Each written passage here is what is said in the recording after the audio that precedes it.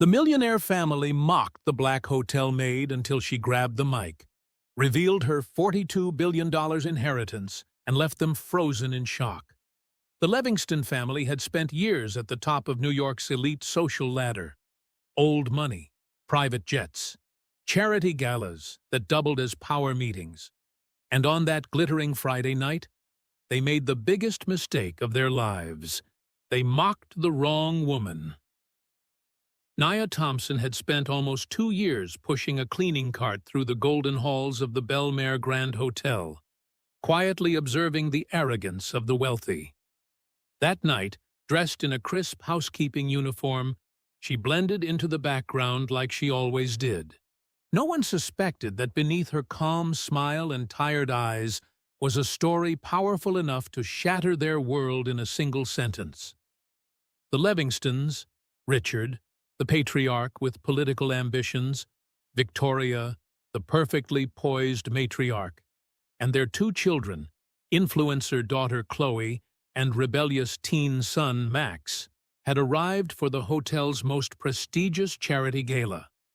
Surrounded by Manhattan's power players, they didn't see Nia. Not really. To them, she was just part of the furniture.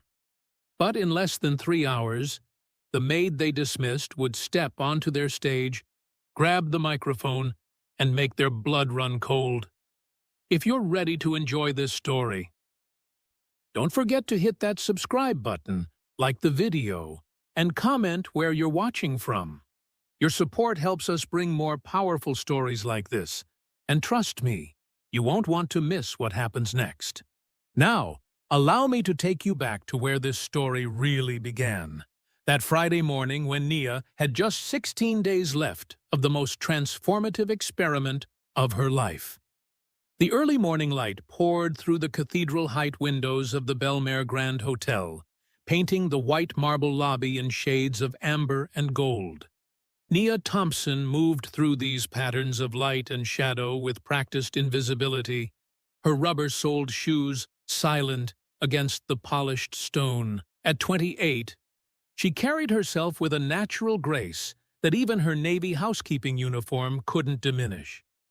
The way she kept her spine straight, the deliberate economy of her movements, the sharp intelligence that lived behind her calm brown eyes, these were tells she'd learned to mask, but could never quite erase. She paused near the concierge desk, catching her reflection in the brass directory board. Her hair was secured in a practical bun, every strand disciplined into place. She'd discovered over the past 2 years that invisibility wasn't just about the uniform. It was about becoming furniture. The wealthy who filled the Bellmare's suites looked through service staff as if they were fixtures, necessary for function, forgotten once the need passed. "Morning, Nia," called Marcus from the front desk, his voice warm despite the early hour. At 22, he still possessed the kind of optimism that hadn't been worn down by condescending guests and impossible demands. "You're in even earlier than usual." "The Levingston family arrives today," Nia replied, her tone carrying the careful neutrality she'd perfected over 23 months. "I want their penthouse suite perfect before they check in." What she didn't mention was that she'd been awake since 4 a.m., sitting in her small apartment with a cup of black coffee and her grandmother's leather-bound journal open on her lap. The same journal she'd read countless times. The same pages she could recite from memory. "True wealth, my darling Nia, isn't measured in what you own, but in how you treat those who can offer you nothing in return." Her grandmother Eleanor's elegant script flowed across the page in Nia's mind. The woman who'd built a real estate empire from a single property. The woman who'd raised Nia after her parents died when she was 11. The woman who'd left Nia everything, with one impossible condition. Nia closed her eyes briefly, grounding herself in the weight of that memory. Before turning toward the service elevator that would carry her to the penthouse floor, where, The lobby doors burst open. Not opened. Burst. As if the brass-handled entrance had been holding its breath and finally exhaled. The Levingston family didn't walk into the Bellmare Grand Hotel. They invaded it. Richard Levingston entered first, and the space seemed to recalibrate around him. At 52, he possessed the kind of commanding presence that came from a lifetime of never being told no. Tall, silver-haired, with a jawline sharp enough to cut glass, he wore his Tom Ford suit like armor. His eyes, ice blue and calculating, swept across the lobby with the practiced efficiency of a man cataloging assets. Behind him, Victoria Levingston glided through the doorway with the fluid precision of a woman who'd spent decades perfecting the art of entrance. Everything about her screamed old money. The Chanel suit in winter white, the South Sea pearls at her throat, the way she held her chin at exactly the angle that photographs best. Her blonde hair was pulled into a chignon so severe it could have been weaponized. She was beautiful in the way expensive things are beautiful. Flawless, cold, untouchable. "Mother, you're in my frame," whined a voice from behind them. Chloe Levingston, 23 and aggressively blonde, emerged with her phone held at arm's length, live streaming their arrival to what Nia knew, from the tabloids she'd seen in break rooms, was an audience of 2.3 million followers. "Hey, gorgeous people!"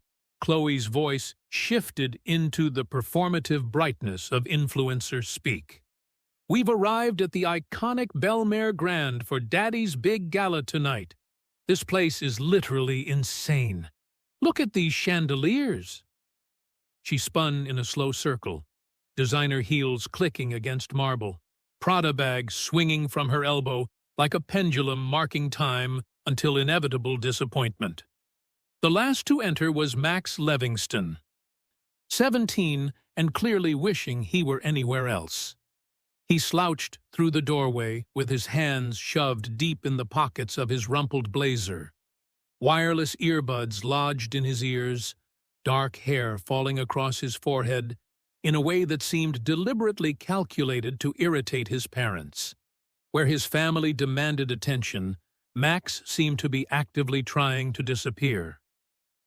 Nia remained by the service elevator, suddenly grateful for her positioning in the shadows.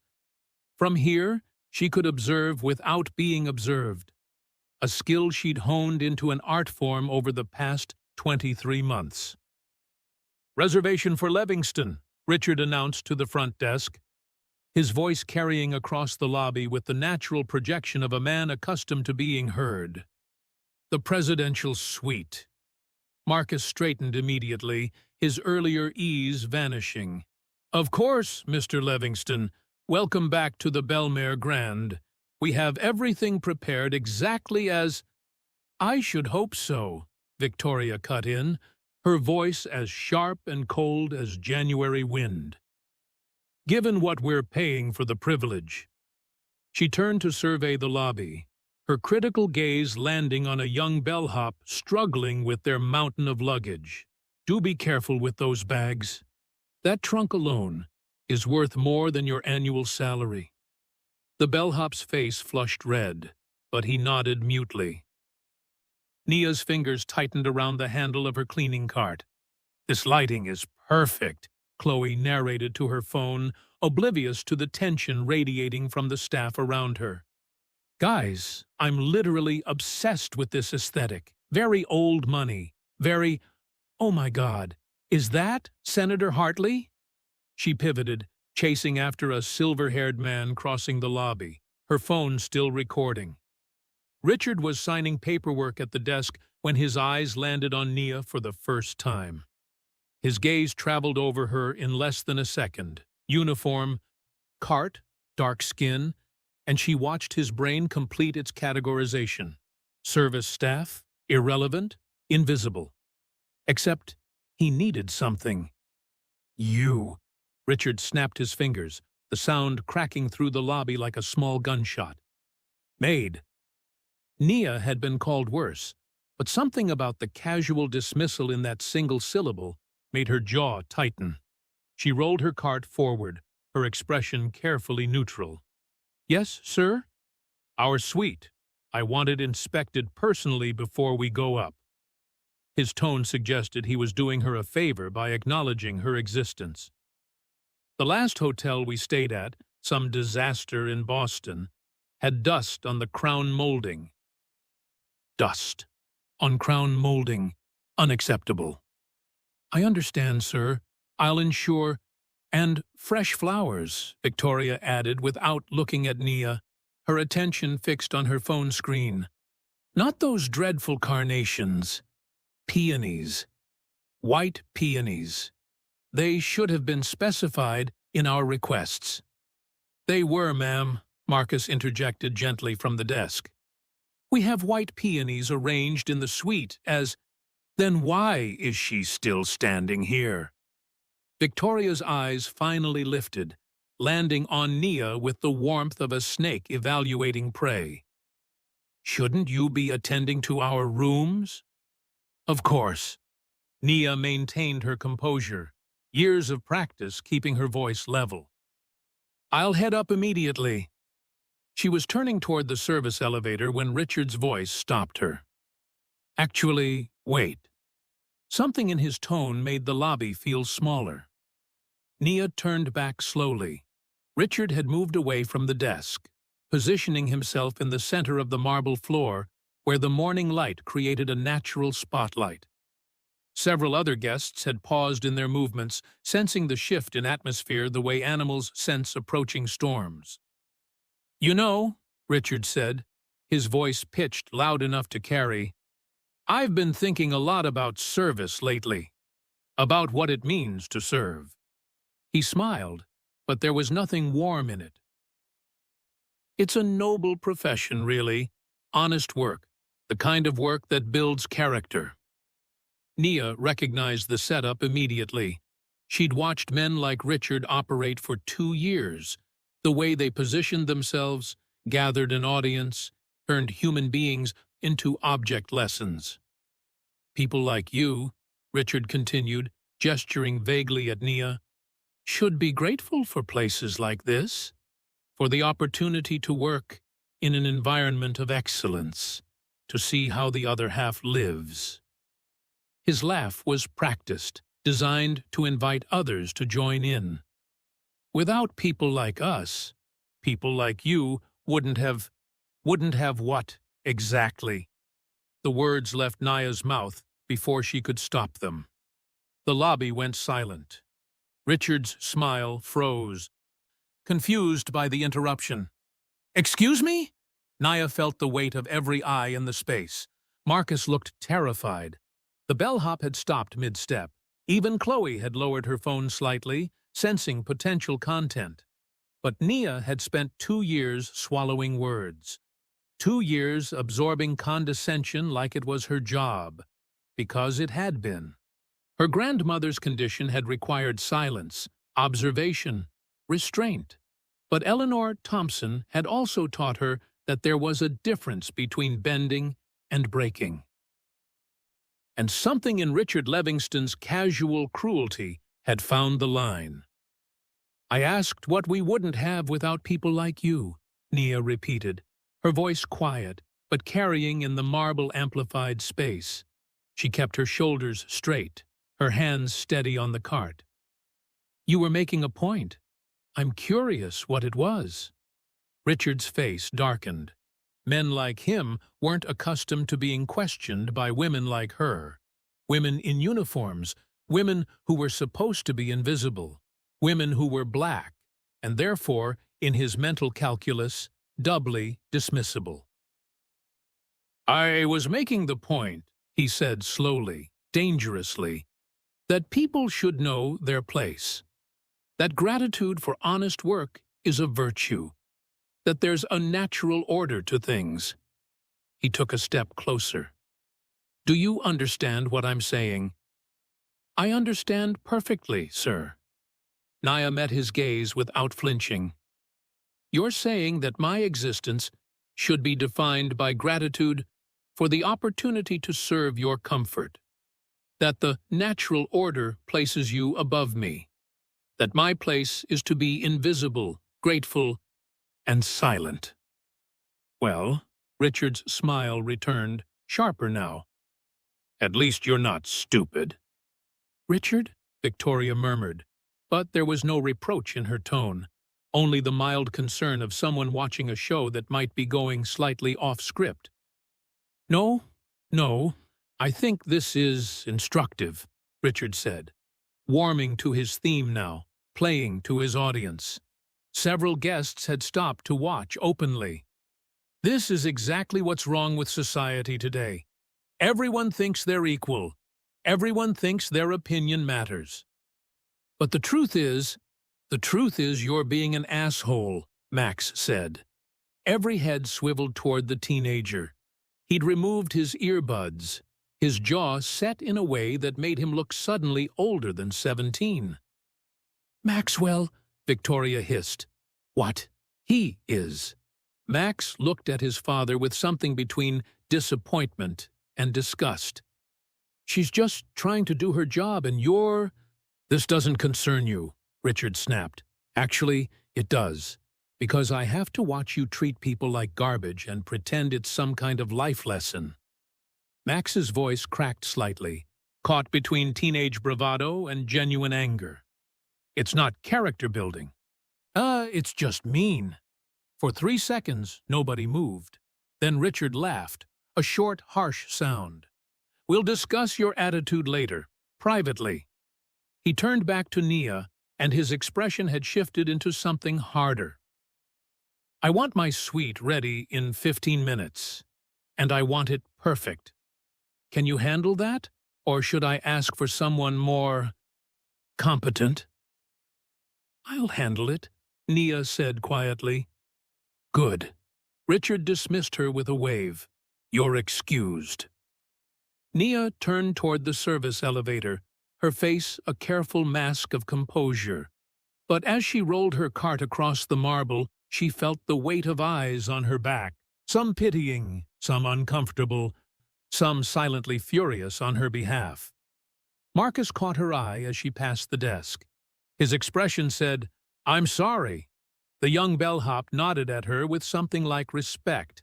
And Max was staring at her with an intensity that made her uneasy, not with his father's dismissive contempt, but with something else. Curiosity, recognition of something that didn't quite fit.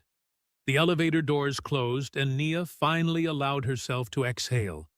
Her hands were shaking, not with fear or humiliation, but with the effort of restraint. 16 more days, she reminded herself. 16 more days of invisibility. 16 more days of watching people like Richard Levingston reveal exactly who they were when they thought no one important was watching. She thought of her grandmother's journal, of the careful script that had outlined this experiment. You must see how power treats powerlessness. Only then will you know what to do with what I'm giving you. The elevator climbed toward the penthouse, carrying Nia toward white peonies and crown molding and the presidential suite where a family of millionaires would sleep tonight, comfortable and untouchable. Or so they thought. Because what Richard Levingston didn't know, what none of them knew, was that in 16 days, the woman he'd just humiliated would own the very marble he'd stood on. The chandelier that had lit his performance, the hotel that bore his reservation. And by then, Nia thought as the elevator doors opened onto the penthouse floor, it would be far too late for apologies. The real question was whether she'd accept them, even if they came. She pushed her cart into the hallway, her rubber-soled shoes silent against imported carpet, and got to work making everything perfect. After all, she'd learned from the best that sometimes revenge was a dish best served with white peonies and immaculate crown molding, and impeccable timing. Nia's studio apartment was nothing like the Bellmare Grand Hotel. No marble, no chandeliers, No imported carpet or crown molding that required white glove inspection. Just 400 square feet of functional space in a walk-up building in Washington Heights, where the radiator clanked like it was trying to communicate in Morse code, and the neighbor's television bled through thin walls at all hours. It was perfect. She'd chosen it deliberately 2 years ago, chosen the narrow bed, the scratched linoleum, the single window that looked out onto a fire escape, and a slice of sky barely wide enough to track the moon's phases. Her grandmother's lawyers had been horrified. They'd offered penthouses, brownstones, anything befitting an heiress worth $42 billion. Nia had taken the studio and paid the rent from her housekeeping wages. Now, at 11:47 on Friday night, she sat cross-legged on her bed, with her grandmother's leather journal open on one knee and a burner laptop balanced on the other.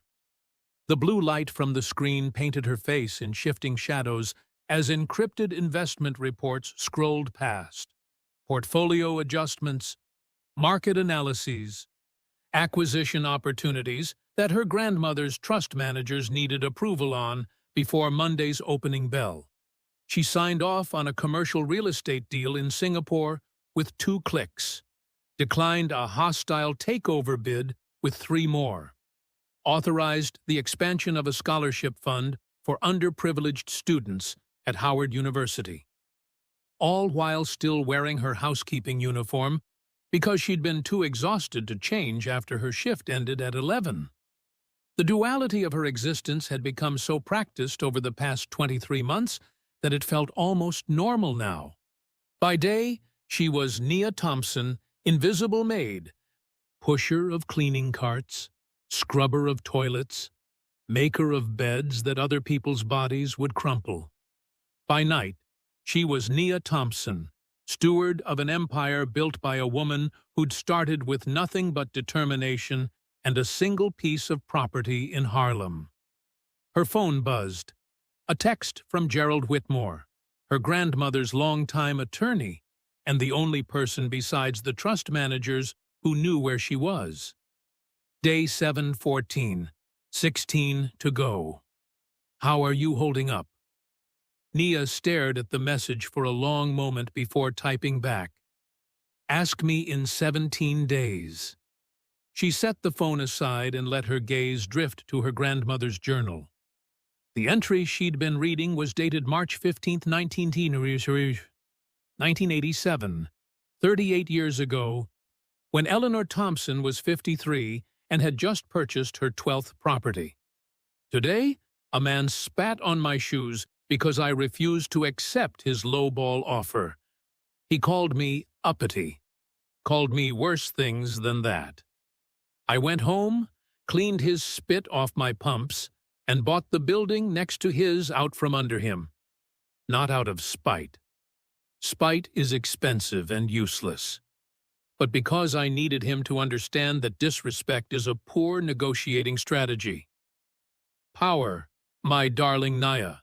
Yes, I'm writing to you even though you won't be born for another 8 years, a grandmother's prerogative, is not about revenge.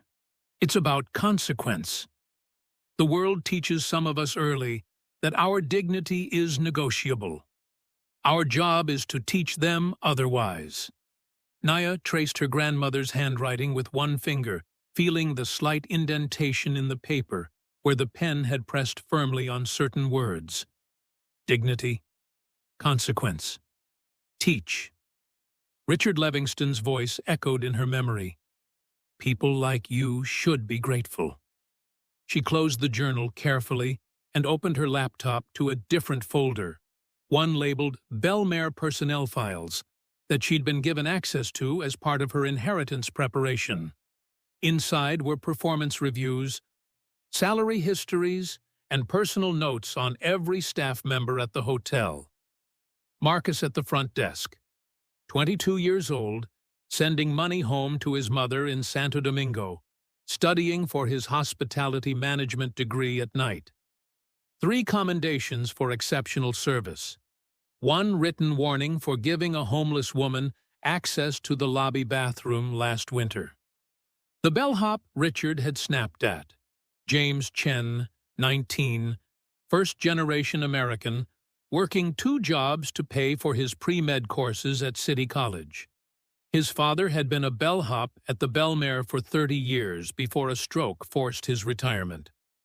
These were the people Richard Levingston looked through like furniture. These were the people Nia was going to remember when she took control in 16 days. Her phone buzzed again. This time it was a news alert. Real estate mogul Richard Levingston announces Senate bid at charity gala. The article was already live, posted by some junior reporter, hungry for early clicks. Apparently, Richard's speech was scheduled for 10 p.m. Saturday, less than 24 hours from now. Nia's jaw tightened. She clicked through to his campaign website, which had launched simultaneously with the announcement. His platform was predictably polished. Economic growth, traditional values, law and order. His biography page featured family photos that looked professionally staged. Richard in a power suit, Victoria in pearls, Chloe and Max arranged like accessories that completed the picture of American success. The Levingston Legacy, read the header, building tomorrow on the foundation of yesterday's values. Nia wondered if those values included public humiliation as character-building exercise. She was about to close the laptop when movement caught her eye through her window. Not on her fire escape, in the building across the alley, where a light had just flickered on in a third-floor apartment. Through the gap in the curtains, she could see a woman about her age, still in scrubs, collapsing onto a couch with the defeated posture of someone who'd just finished a double shift. A nurse, maybe. Or a home health aide. Someone else who was invisible during the day and exhausted at night. Someone else whose dignity was treated as negotiable. Nia's grandmother had grown up in a one-room apartment not unlike that one. Had worked 3 jobs before she'd saved enough for her first property. Had built an empire from nothing but refusal. Refusal to accept that her birth circumstances defined her ceiling. Refusal to believe that power belonged only to people who looked and sounded like Richard Levingston. And then Nia Thompson had left it all to Nia with one condition. See how the world works from the bottom before you try to change it from the top. Nia pulled out her grandmother's journal again, flipping to an entry from June 2003. The summer Nia turned 11, 2 months after her parents' accident. I told Nia today that money doesn't make you better than anyone else.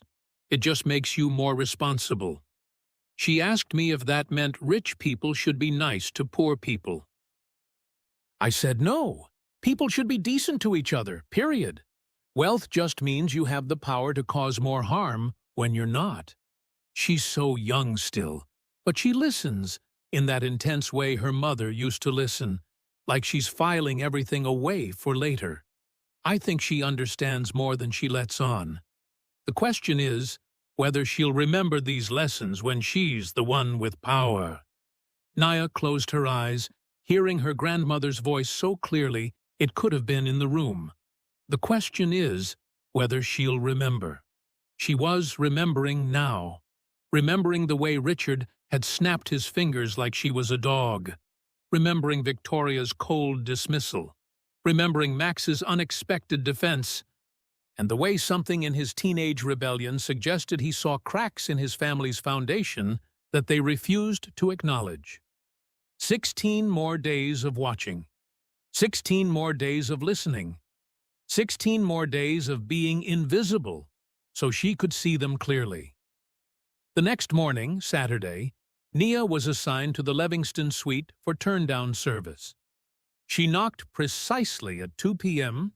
when she knew they'd be out.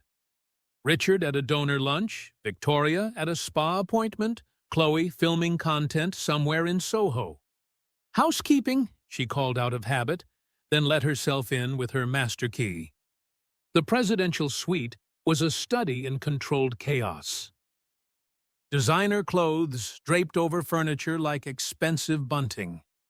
Chloe's ring lights and camera equipment colonized one corner.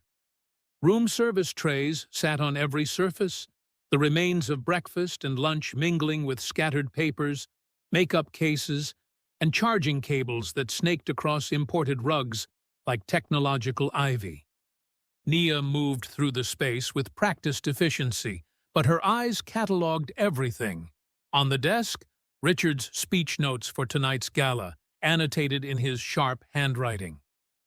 Emphasize self-made narrative. Reference grandfather's hardware store. Avoid mentioning trust fund. In the margin, story about the maid? Test it on Victoria first. Her stomach turned cold. In the bathroom, Victoria's prescription bottles lined up with military precision. Xanax, Ambien, Adderall, all from different doctors, all refilled within the past month. The mirror was surrounded by sticky notes in Victoria's handwriting. Confirm Vogue interview. Call caterer Chloe's birthday. Research Max's therapist. Too liberal. In Chloe's corner, her laptop open to her social media analytics dashboard. Follower count, 2,287,493. Engagement rate, declining. A browser tab showed searches for how to go viral again and buy Instagram followers cheap. Her phone, charging on the nightstand, showed 73 unread messages and a calendar reminder. Dad's gala, get viral moment. And in Max's room, technically a connected suite, Nia found something that made her pause. Books. Real ones, not the leather-bound props that decorated his father's office. The autobiography of Malcolm X, Pedagogy of the Oppressed, Between the World and Me. A worn copy of Invisible Man with passages underlined and notes crammed in the margins in Max's messy script. On his desk, a college brochure for Howard University, not Yale or Harvard or Princeton like his family's legacy schools, Howard, an HBCU. The brochure was dog-eared and annotated with questions. Can I apply without Dad knowing? Does Mom's donation history matter? What if they hate me? Beside it, a notebook open to a half-finished essay.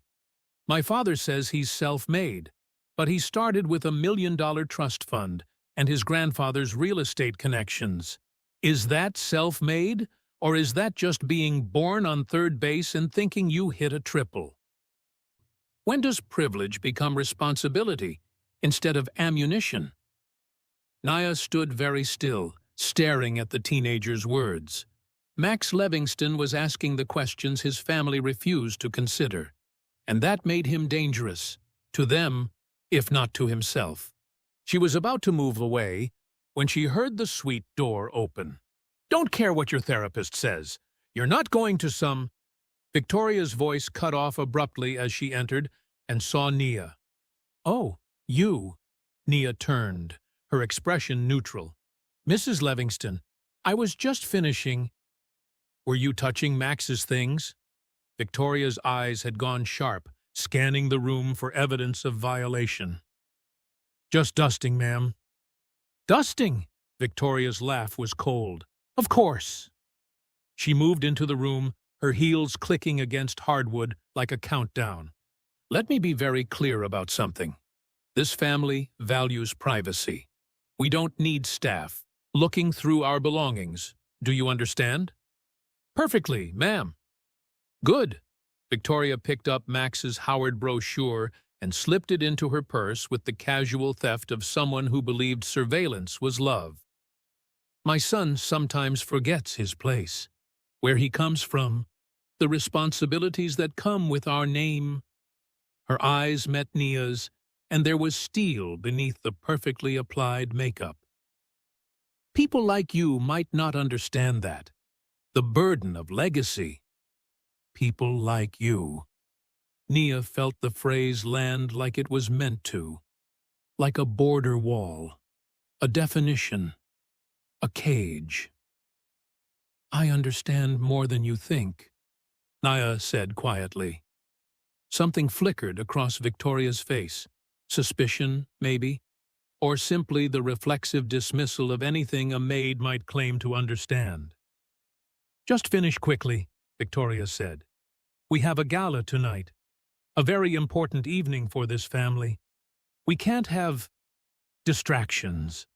She left, taking Max's brochure with her, leaving behind only the faint scent of her perfume, something French and expensive that probably cost more than Marcus's monthly rent. Nia stood in the empty suite, surrounded by the evidence of a family coming apart at the seams, while desperately maintaining the appearance of perfection. Richard, building a political career on the fiction of being self-made. Victoria, medicating her way through the performance of family matriarch. Chloe, buying relevance in increments of follows and likes.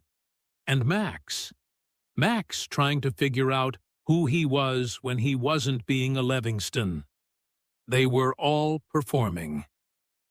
All pretending, all convinced that maintaining the facade was more important than examining what it concealed.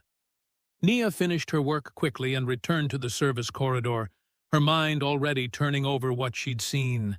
16 days had seemed like forever when she'd started this experiment. Now they felt dangerously short. Because tonight, Richard Levingston was going to stand in front of Manhattan's elite and tell them a story about a maid who forgot her place. And Nia was beginning to think that maybe, just maybe, Nia Thompson's experiment was about to end early. Not because she couldn't make it 16 more days, but because some lessons needed teaching before time ran out. Nia returned to the presidential suite at 4:30, armed with fresh towels and the kind of emotional armor that came from 2 years of practice. The gala started at 7. The Levingstons would be in pre-event chaos mode, the perfect time to slip in and out unnoticed. Except Max was home. He sat on the floor of the main living area, back against an ornate sofa that probably cost more than a year of Nia's alleged salary. Laptop balanced on his knees. His hair was still wet from a shower, falling into his eyes as he typed furiously.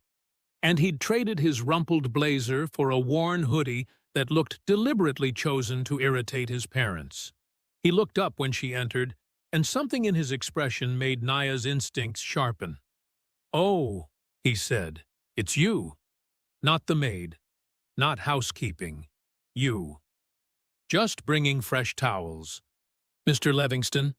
Nia kept her voice professionally neutral, already calculating the fastest route through the suite. "I'll be out of your way in—" "You have a really interesting vocabulary." Nia stopped mid-step. "Excuse me?" Max closed his laptop slowly, his gaze never leaving her face. "Yesterday, in the lobby, you said natural order and used words like existence and defined by gratitude. That's not—" He trailed off, seeming to search for the right phrasing. "You don't talk like a maid." The silence that followed was dangerous. Nia had prepared for many things over the past 2 years: condescension, harassment, being overlooked, being dismissed. But she hadn't fully prepared for being noticed. Not like this. Not by someone actually paying attention. "I read a lot," she said finally, echoing the line she'd given him yesterday. She moved toward the bathroom with her stack of towels, trying to signal the conversation was over. "What do you read?" The question stopped her again, not because it was intrusive, but because it was genuine. Max had risen from his position on the floor and was watching her with an intensity that had nothing to do with his father's dismissive curiosity.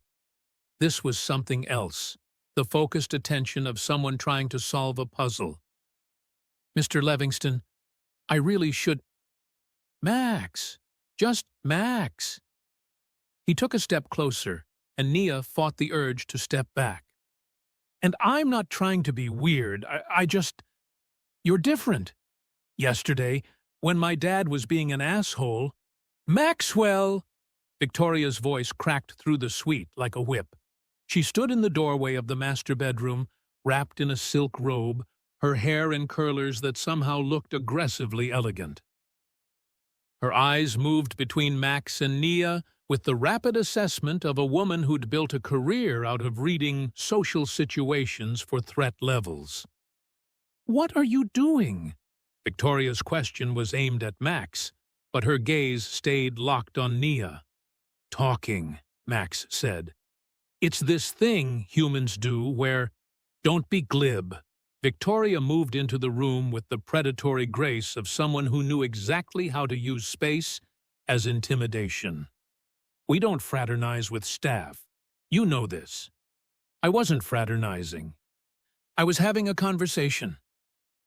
"Those are the same thing." Victoria turned to Nia, her expression cooling several degrees. "You should finish your work and leave. My son has to prepare for tonight's gala." "Of course, Mrs. Levingston." Nia kept her tone deferential, but she caught Max's eye for half a second, saw the frustration there, the embarrassment of being treated like a child in front of someone he'd been trying to connect with. She moved efficiently through the suite, replacing towels, checking amenities, while Victoria supervised with the vigilance of someone who trusted no one. Max had retreated back to his spot on the floor, but Nia could feel his attention tracking her movements. She was nearly finished when Chloe burst through the door in a cloud of perfume and performative energy. "Mother, you will not believe what Sienna just posted about tonight." Chloe stopped short when she saw Nia, and her expression shifted into something calculating. "Oh, perfect. This is perfect." She pulled out her phone with the reflexive speed of someone for whom filming was breathing. "Chloe, don't," Victoria started, but Chloe was already recording, her voice sliding into that artificial brightness that characterized her online persona. "So guys, we're getting ready for Daddy's huge gala tonight, and I wanted to show you the insane level of service at the Bellmare Grand." She swung the camera toward Nia. "This is... Sorry, what's your name?" "Nia," she said quietly, keeping her face turned away from the lens. "Nia, so Nia has been taking such good care of us. Tell them what you do here, Nia." It wasn't a request. It was a command dressed in the language of inclusion, designed to look generous on camera while being fundamentally exploitative. Nia set down the towel she'd been folding and looked directly at Chloe, not at the phone, but at the woman holding it. "I maintain the rooms," Nia said evenly. "I ensure guests have clean linens, fresh towels, and a comfortable environment." "So humble," Chloe gushed to the camera. "Guys, this is what real work ethic looks like. Not everyone can be an influencer, right? Some people have to do the actual work." She giggled, as if this observation was charming rather than condescending. "What do you think about people who get famous just from posting online? Do you think that's real work?" The question was a trap. Answer yes, and she'd be insulting Chloe. Answer no, and she'd be diminishing her own labor. Either way, Chloe got content, the wise influencer teaching life lessons to the simple maid. "I think all work has value when it's done with integrity," Nia said carefully. "Though I suppose some work requires more substance than others." Chloe's smile froze for a microsecond, just long enough for Nia to know the dig had landed. "Well said." Chloe recovered, spinning the camera back to herself. "See, this is why I love staying at places like this. You meet such interesting people from all walks of life. Remember to tip your housekeeping, guys. These ladies work so hard." She stopped recording and immediately checked the footage, her face falling slightly. Ugh, the lighting in here is terrible. Mother, can we— Chloe, I need you to focus on getting ready, Victoria interrupted. Your father specifically asked that the family look cohesive tonight. That means— I know. Tasteful elegance, minimal jewelry. Let Daddy shine. Chloe rolled her eyes, but was already heading toward her room. At least let me post a getting ready story. My engagement has been trash this week. Nia used the distraction to finish quickly and move toward the door. But Max's voice stopped her one more time. Nia. She turned. He was standing now, his laptop tucked under one arm, looking younger than 17 and older than 17 all at once. What you said yesterday, about knowing your place. He paused, searching for words. I think about that a lot. About place. About whether the place you're born into is supposed to be the place you stay. Max! Victoria's warning was clear, but Max kept his eyes on Nia.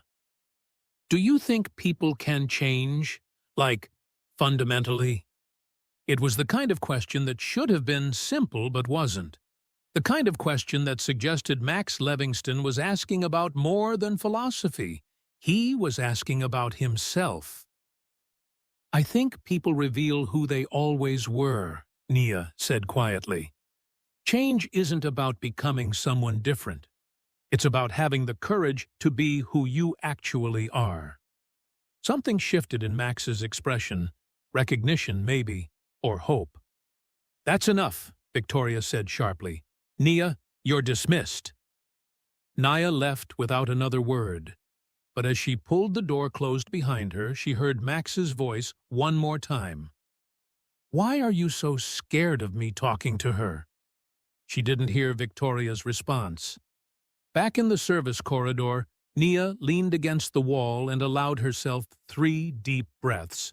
Max was becoming a problem, not because he was cruel like his father or calculating like his mother, but because he was curious. And curiosity was dangerous when you were trying to stay invisible.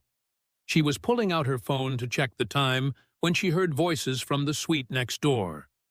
Richard's temporary office, where he'd been holed up since lunch, preparing for tonight's speech.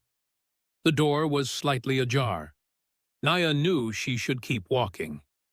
Knew that eavesdropping crossed a line her grandmother had warned her about. But Richard Levingston's voice carried, and he was practicing his speech. Came from nothing.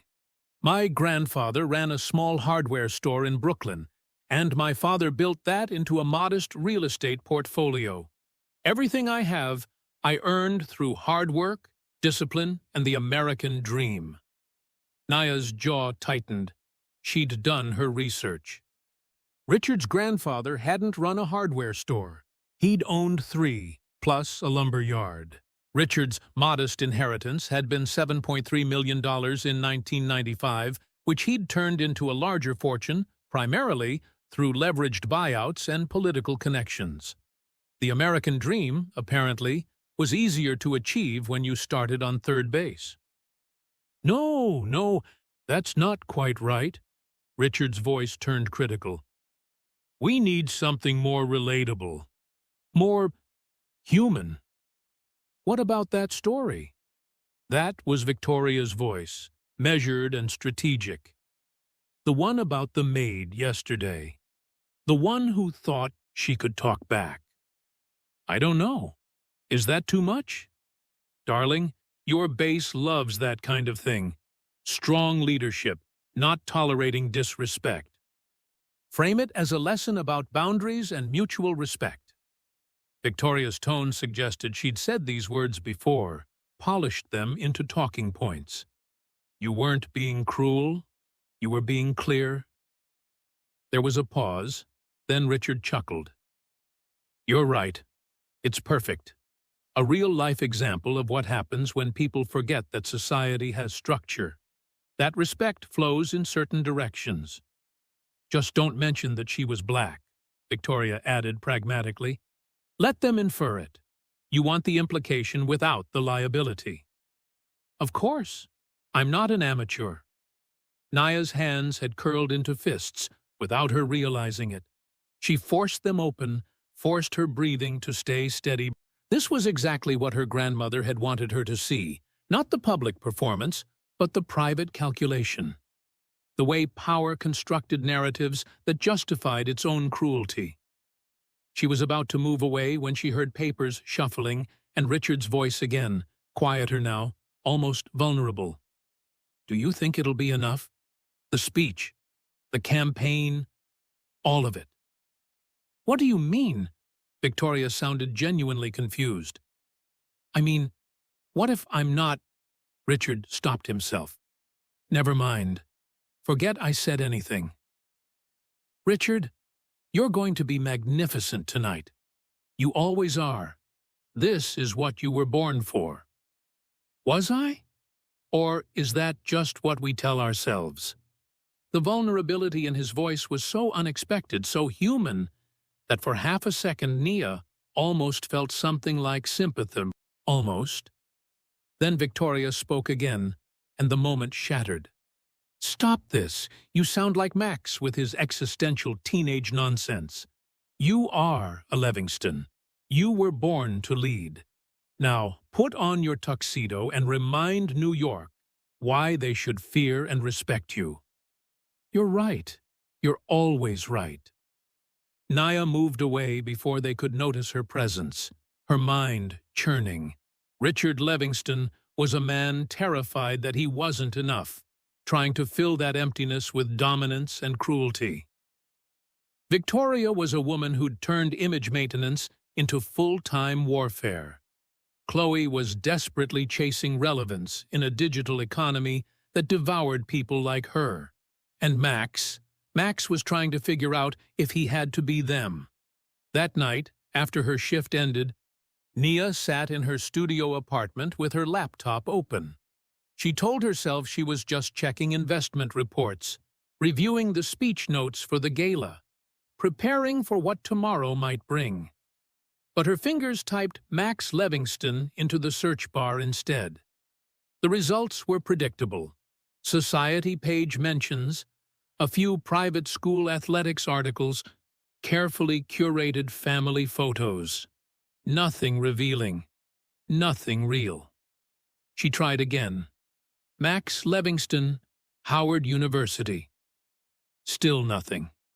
Then, on instinct, she searched Nia Thompson, Harvard. And there it was. 7 years old. From her undergraduate days, Harvard senior Nia Thompson receives Rhodes Scholarship finalist recognition.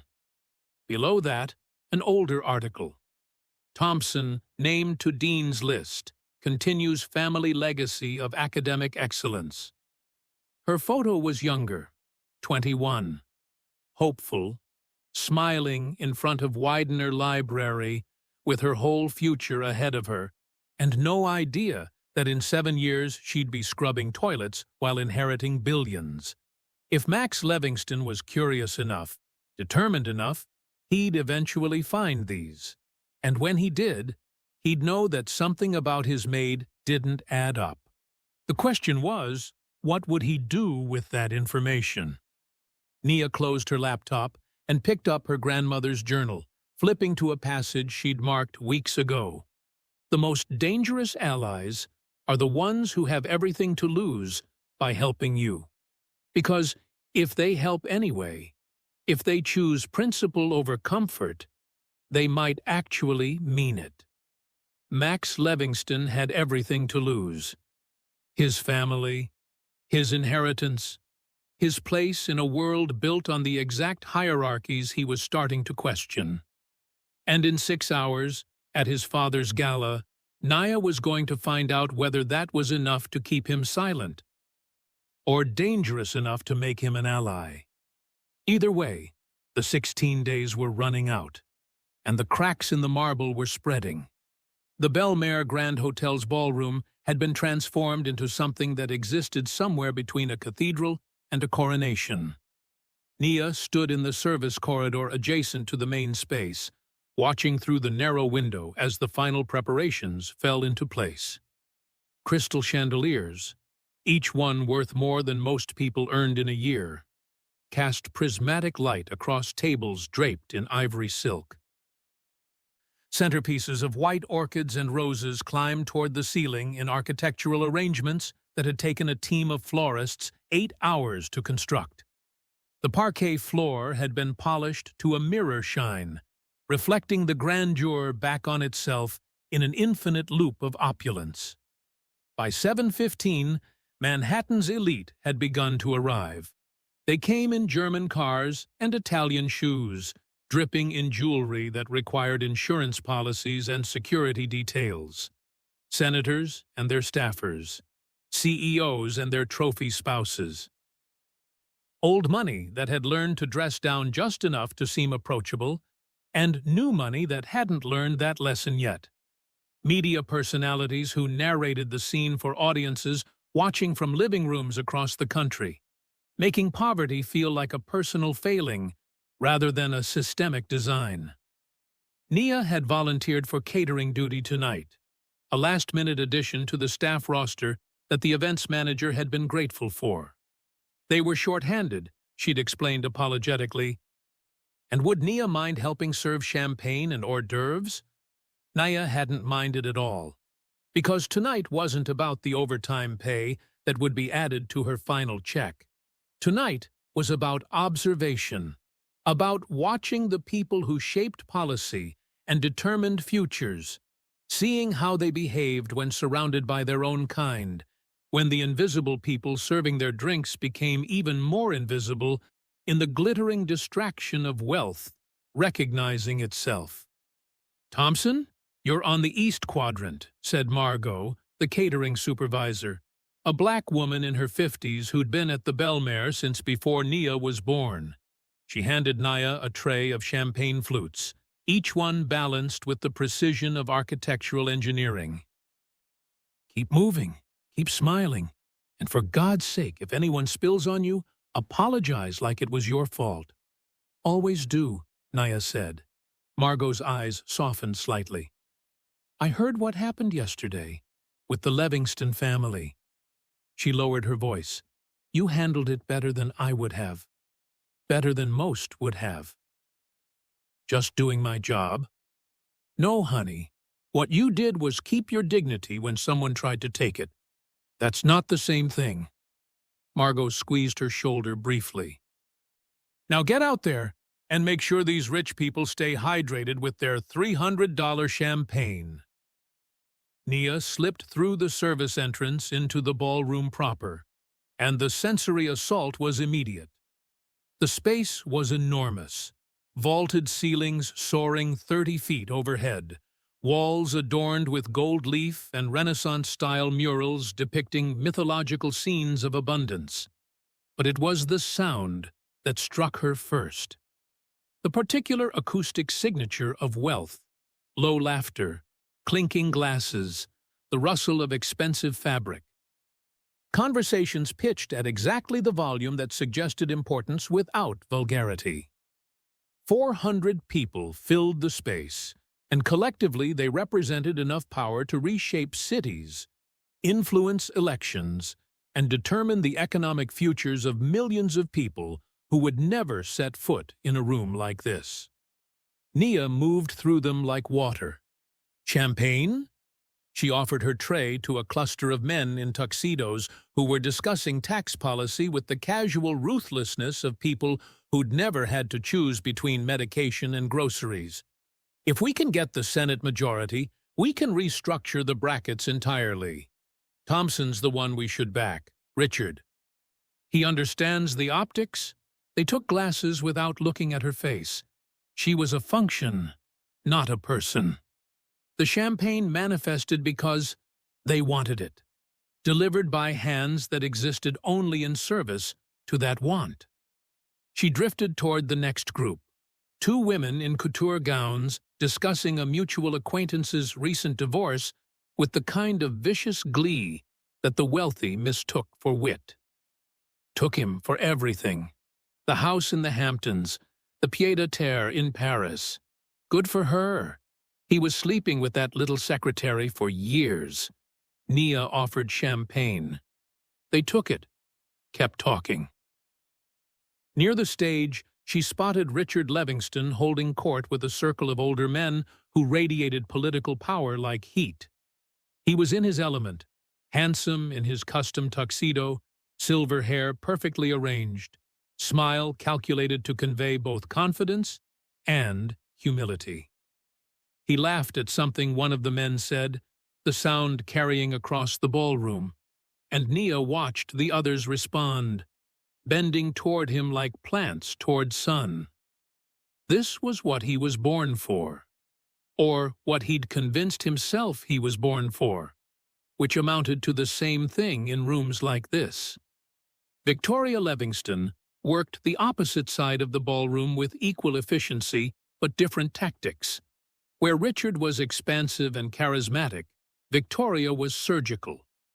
She moved from conversation to conversation with the precision of someone playing chess 3 moves ahead, her winter white gown and diamond necklace catching light like armor. Nia drew close enough to hear fragments of her networking. Of course, we'd be delighted to host the fundraiser at our Connecticut estate. Richard's position on education reform aligns perfectly with the Foundation's mission. We simply must have lunch next week. I have some thoughts about the museum gala committee. Victoria was building her husband's empire one strategic conversation at a time, trading access and influence like currency, her smile never quite reaching her eyes. And then there was Chloe. She'd arrived fashionably late, in a scarlet gown that probably cost more than Nia's annual housekeeping salary, her phone already in hand, live streaming her entrance to her 2.3 million followers. Hey, gorgeous people! We have arrived at Daddy's incredible gala. Chloe's voice carried that specific frequency that suggested she believed everyone was interested in her location at all times. Look at this insane ballroom. It's giving Bridgerton. It's giving old money. It's giving everything. She spun slowly, capturing the chandeliers, the flowers, the crowd. Several guests turned to watch, their expressions ranging from amused tolerance to barely concealed irritation. Chloe was too young to understand that in rooms like this, real power didn't announce itself. It let others do the announcing. We're about to hear Daddy's big speech about his Senate campaign, Chloe continued, walking backward through the crowd with the oblivious confidence of someone who'd never faced consequences. This is literally history in the making, and you're all here witnessing it with me. She nearly backed into Nia, who shifted smoothly out of the way. Chloe didn't notice. Nia found herself near the edge of the ballroom, replenishing her tray at one of the service stations when she sensed someone standing too close. She turned. Max Levingston. He'd cleaned up for the event. Hair combed back, tuxedo that actually fit him properly. The teenage slouch temporarily corrected by formal wear. But his eyes held that same intensity from earlier, that same quality of someone trying to solve an equation that didn't quite balance. I Googled you, he said quietly. Nia's heart rate spiked, but her expression remained neutral. Mr. Levingston, Max, I told you. He glanced around, making sure they weren't overheard. Nia Thompson, Harvard graduate, Rhodes Scholar finalist. Economics and Political Science double major. Graduated summa cum laude 7 years ago. The ballroom suddenly felt smaller. Then you disappeared, Max continued. No LinkedIn, no professional profile, nothing for 7 years until you show up here as a maid. His voice wasn't accusatory. It was confused, curious, almost concerned. That doesn't make sense. Nia picked up her tray, using the movement to buy herself time. People's lives don't always follow predictable paths. No, but they follow some kind of logic. Harvard doesn't produce housekeepers, not unless something went really wrong. Or, he trailed off, his eyes searching her face. Or unless you're hiding. That's quite an imagination you have, is it? Max stepped closer, his voice dropping even further. Because I've been watching you. The way you carry yourself. The way you talk. The way you barely seem to notice the work you're doing. Like you're running on autopilot while your brain is somewhere else entirely. He paused. You're not who you're pretending to be. For a long moment, Nia said nothing. Around them, the gala continued. Laughter, conversation, the clink of glasses, the ambient sound of power admiring itself. No one was paying attention to the teenage boy and the waitress having an intense conversation in the corner. Why do you care? Nia finally asked. The question seemed to catch Max off guard. I don't know. Maybe because you're the first person in this hotel who doesn't look at me and see my last name first. He laughed, but there was no humor in it. Or maybe because yesterday, when my dad was being a complete asshole, you didn't just take it. You stayed. I don't know. Dignified. Like you knew something he didn't. Maybe I just have practiced not letting people like your father get to me. People like my father. Max repeated the phrase slowly, like he was testing its weight. That's the thing, isn't it? I'm supposed to be people like my father. That's the plan. Yale, then law school or business school, then taking over the family business, then... He stopped himself. But what if I don't want to be people like my father? Before Nia could respond, a hand landed on Max's shoulder. He turned to find Victoria standing behind him, her smile fixed and dangerous. Maxwell, darling, what are you doing? Her eyes flicked to Nia with barely concealed irritation. You're supposed to be at the family table. Your father's speech starts in 10 minutes. I was just... Now, Max. Victoria's tone allowed no argument. She turned to Nia, her voice saccharine with false courtesy. I do apologize. My son sometimes forgets appropriate boundaries. No apology necessary, Mrs. Levingston. Nia kept her voice professionally neutral. Victoria guided Max away with the firm grip of someone who'd spent years managing appearances, but not before Max glanced back once more. His expression was complicated. Part apology, part question, part something that looked almost like solidarity. Nia watched them disappear into the crowd, her mind racing. Max knew something was off. He hadn't figured it out completely, hadn't connected Harvard Nia to heiress Nia, but he was close, dangerously close. The question was what he'd do with his suspicions. Ladies and gentlemen, a voice announced over the sound system, if you'll please take your seats, we'll be beginning this evening's program momentarily. The crowd began to move, flowing toward tables arranged in concentric circles around a central stage. Nia retreated to the edges of the room, positioning herself along the wall where servers stood ready to attend to any needs that might arise during the speeches. From here, she had a perfect view of the stage and the head table where the Levingston family sat. Richard at the center, looking presidential. Victoria to his right, posture perfect, smile fixed. Chloe to his left, phone face down but fingers drumming impatiently against the tablecloth. And Max at the end, looking like he wished he could be anywhere else. The lights dimmed slightly, and a spotlight illuminated the stage. A man in his 60s, someone important, judging by the hushed attention that fell over the room, approached the podium. Good evening and welcome to the Bellmare Grand Hotel's annual charity gala. Tonight we gather not just to celebrate our collective success, but to invest in the future of our great city. The introduction continued, polished and predictable. Nia barely listened. Her attention was fixed on Richard Levingston, watching as he adjusted his cufflinks, as he exchanged a quick whisper with Victoria, as he squared his shoulders in preparation for his moment. "And now," the introducer said, his voice swelling with practiced enthusiasm, "it is my great honor to introduce a man who needs no introduction, a visionary businessman, a devoted family man, and, as he announced just hours ago, a candidate for the United States Senate.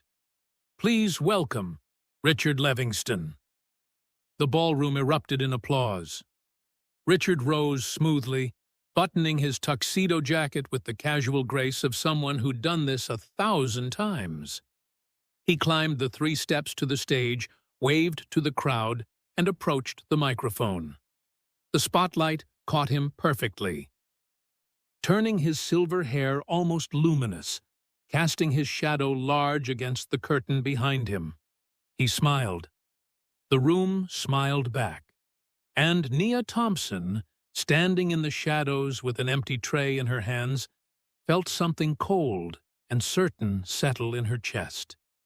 Because she'd spent 16 months and 14 days watching, listening, learning. She'd scrubbed floors and made beds and been invisible. She'd endured condescension and casual cruelty. She'd honored her grandmother's condition, seen exactly what Eleanor Thompson had wanted her to see. But she'd also learned something her grandmother hadn't anticipated. Sometimes the experiment ended early. Sometimes you had to teach the lesson before time ran out. Richard Levingston adjusted the microphone, his speech notes spread before him, his political future gleaming like the chandeliers overhead. He had absolutely no idea that in approximately 8 minutes, everything was about to change. Nia set down her tray and began moving toward the stage. Richard Levingston owned the stage the way some men owned countries, with the unshakable conviction that it had always belonged to him. "Thank you," he said into the microphone, his voice warm and commanding. "Thank you so much. Please, sit, sit." The applause died down in waves, and 400 people settled into their chairs with the rustling sound of expensive fabric and anticipated entertainment. Richard waited, timing the silence perfectly, letting anticipation build the way his media consultant had taught him. Nia remained at the edge of the ballroom, her empty tray clutched in both hands like an anchor to reality. From here, she could see everything. Richard in his spotlight, the Levingston family at their table, the sea of Manhattan's elite leaning forward slightly in their chairs, ready to be convinced that they should invest their money and influence in this man's political future. "I want to tell you a story," Richard began, his tone shifting into something more intimate, more personal. "A story about America, about opportunity, about the values that made this country great, and the values we need to protect." He paced the stage with practiced ease, his movements suggesting spontaneity, while hitting every mark the event planner had taped down that afternoon. "My grandfather came to this country with nothing. Well, not quite nothing. He had a dream, a work ethic, and a belief that, in America, if you worked hard enough, you could build something meaningful." Richard paused, letting the mythology settle. "He opened a small hardware store in Brooklyn. One store. My father took that foundation and built it into something larger, and he gestured humbly at himself, a movement choreographed to suggest reluctance rather than ambition. "I've been blessed to take what they started and turn it into something that employs hundreds of people, houses thousands of families, and contributes to the economic engine that makes New York the greatest city in the world." Applause rippled through the room. Nia's grip on the tray tightened, because she knew the truth. She'd read the property records, the inheritance documents, the tax filings. Richard's grandfather hadn't owned one hardware store. He'd owned three, plus a lumber supply company. Richard's humble inheritance had been $7.3 million in 1995, which, adjusted for inflation and investment returns, meant he'd started his career with more wealth than 99% of Americans would see in their lifetimes. But truth was fungible in rooms like this. What mattered was the story, and Richard Levingston knew how to tell a story. "Now, I didn't come here tonight just to talk about business," he continued, his tone shifting again, becoming more serious. "I came to talk about something deeper, something that's been troubling me as I've watched our society evolve, or perhaps more accurately, as I've watched it fragment." He paused at center stage, the spotlight catching his profile in what would undoubtedly become his campaign poster image. "We've lost something crucial in America. We've lost the understanding that society requires structure, that respect flows in certain directions, that there are those who lead and those who follow, and that distinction isn't oppression, it's civilization." A murmur of agreement moved through the crowd. Nia felt something cold spreading through her chest. "I had an experience yesterday," Richard said, his voice taking on the cadence of someone sharing a confidence, "that crystallized this problem for me. I was checking into this very hotel, the magnificent Bellmare Grand, and I encountered one of the housekeeping staff." Nia stopped breathing. "Now, let me be clear." Richard held up his hands in a gesture of preemptive defense. "I have nothing but respect for service workers. Honest work is honest work. But what struck me about this particular interaction was the attitude." He leaned into the microphone slightly, voice dropping to something more intimate, more conspiratorial. "This young woman, and again, I'm sure she's perfectly competent at her job, seemed to have a fundamental misunderstanding about the relationship between service and clientele. When I made a simple request, the kind of request any guest has the right to make, she responded with a level of, let's call it, assertiveness that was entirely inappropriate." Laughter scattered through the crowd. Not cruel laughter yet, just the mild amusement of people who'd experienced difficult service workers and recognized the story. At the family table, Victoria was smiling. Chloe had her phone raised, live streaming, her face bright with the realization that her father was delivering content. Max was staring at his plate. And when I attempted to explain, patiently, I might add, the importance of understanding one's role in the service economy, she actually challenged me. Richard shook his head with practiced disbelief. Challenged me, in front of other guests, as if her opinion on social structure carried equal weight to someone who's spent 3 decades building businesses and creating jobs. The laughter was louder now. Some people were nodding. A few were exchanging knowing glances with their table-mates. Nia felt her grandmother's journal in her memory, felt Nia Thompson's words like a hand on her shoulder. Power reveals itself in how it treats the powerless. "Now, I don't tell you this story to shame anyone," Richard continued, his tone shifting to magnanimous understanding. "I tell it because it represents a larger problem in our culture. We've told an entire generation that everyone is special, that everyone's voice matters equally, that hierarchy is somehow oppressive rather than organizational." He moved to the edge of the stage, addressing the crowd more directly now. "But the truth that made America great, is that some people are meant to lead.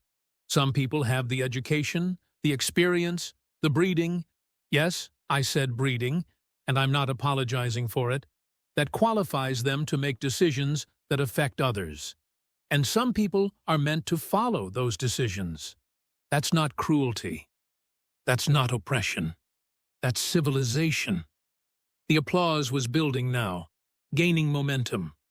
These were people who'd spent their lives believing their success was purely meritocratic, that their wealth and power were earned rather than inherited, that the system that elevated them was fair because they'd ended up on top of it.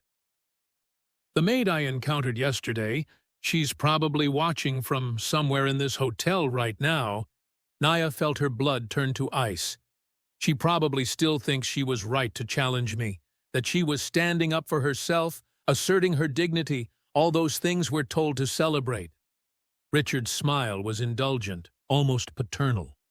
But what she doesn't understand, what her generation doesn't understand, is that true dignity comes from excellence within your role, not from challenging the roles themselves. He paused, letting the philosophy settle. When I'm in the Senate, I'm going to fight for policies that reward hard work within appropriate boundaries, that protect the social structure that's made America prosperous, that remind people, gently but firmly, that knowing your place isn't limiting. It's liberating, because when everyone knows their place, society functions smoothly. The applause was thunderous now. People were standing. Richard basked in it, arms spread slightly, accepting their validation like it was oxygen. At the family table, Victoria was on her feet, applauding with the carefully calibrated enthusiasm of someone who knew cameras were watching. Chloe was filming everything, her live stream chat undoubtedly exploding with comments. Max still wasn't applauding. He was staring across the ballroom, and Nia realized with a start that he was looking for her.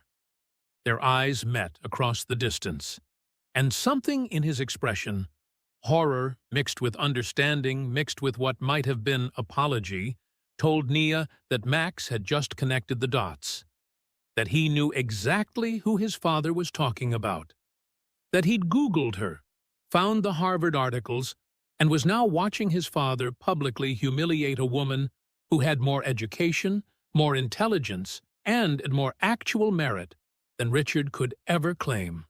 Richard was still speaking, riding the wave of approval, because that's what leadership means. Having the courage to say what everyone's thinking but is too afraid to articulate. Having the strength to maintain standards, even when those standards are unpopular. Having the... Nia set down her tray. The sound of silver against marble was insignificant in the cacophony of applause, but to Nia, it was deafening. It was the sound of a decision. The sound of 2 years of restraint, cracking like ice under pressure. 16 days, her rational mind whispered. 16 more days and you'll have everything. Stay invisible. Stay silent. Finish what you started. But another voice was louder, her grandmother's voice, reading from the journal that Nia had memorized. Dignity isn't about waiting for permission to exist on your own terms. Dignity is about refusing to let others define your terms at all. Richard was building to his conclusion, his voice rising with practiced passion. So I stand before you tonight, not just as a candidate for Senate, but as someone willing to defend the natural order that's made this country. Nia started walking, not quickly, not running, just walking with the same steady, deliberate pace she'd used to push cleaning carts through the Bellmare's halls for 23 months and 14 days. Her soft-soled shoes were silent against the ballroom floor. The crowd was still focused on Richard, still applauding, still celebrating his courage to say what they'd all been thinking. Nobody noticed the black woman in catering uniform moving through the shadows. Nobody except Max, who'd gone completely still. Nobody except Margot, the catering supervisor, whose eyes went wide as she realized what Nia was doing. Nobody except Richard himself, who was mid-sentence when he spotted movement in his peripheral vision and turned to see Nia Thompson climbing the 3 steps to the stage. His expression froze, confusion, then recognition, then something that might have been fear flickering behind his eyes for just a moment before his political training kicked in. "I'm sorry. This is a closed," he started, gesturing to security stationed near the stage. But Nia was already at the microphone. She didn't grab it, didn't wrench it away. She simply stood next to Richard Levingston under the spotlight that had been illuminating his political ambitions. And she spoke clearly into the microphone he'd just been using to define her existence.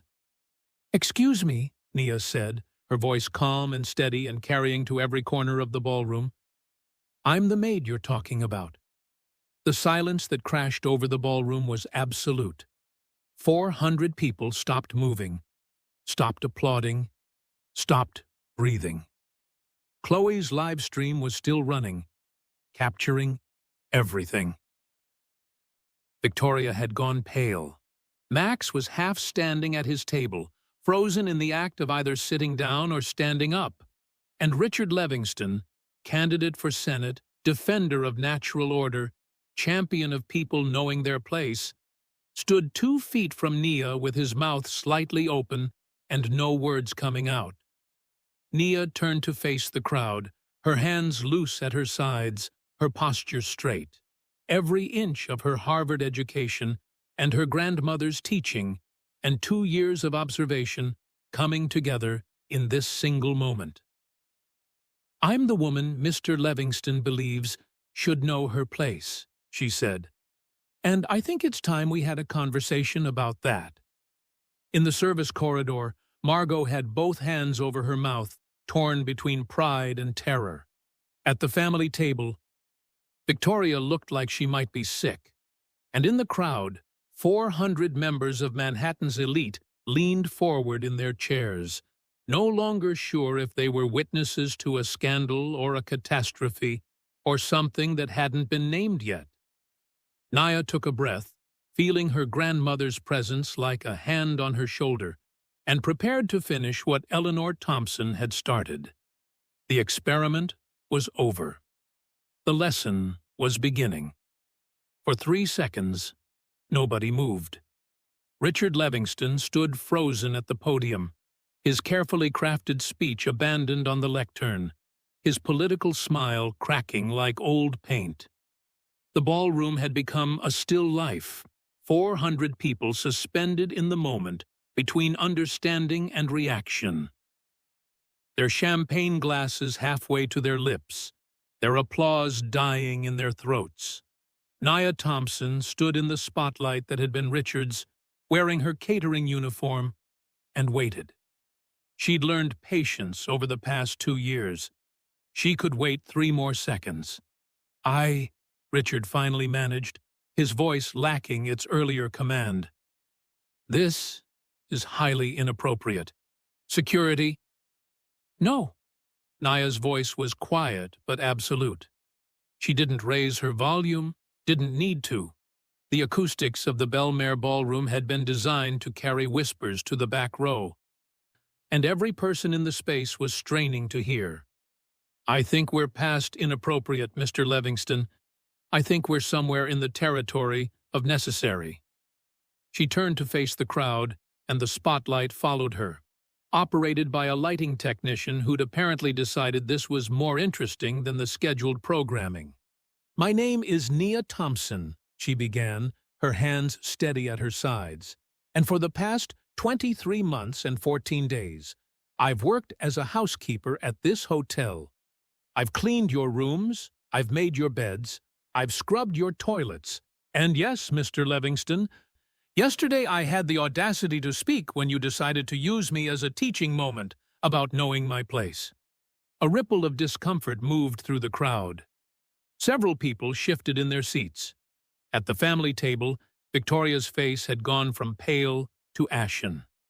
Chloe's phone was still raised, still streaming, her finger frozen on the record button, as if she couldn't quite process whether to stop filming or lean into what was clearly about to become viral content. Max was staring at Nia with an expression that combined horror, understanding, and something that looked almost like vindication.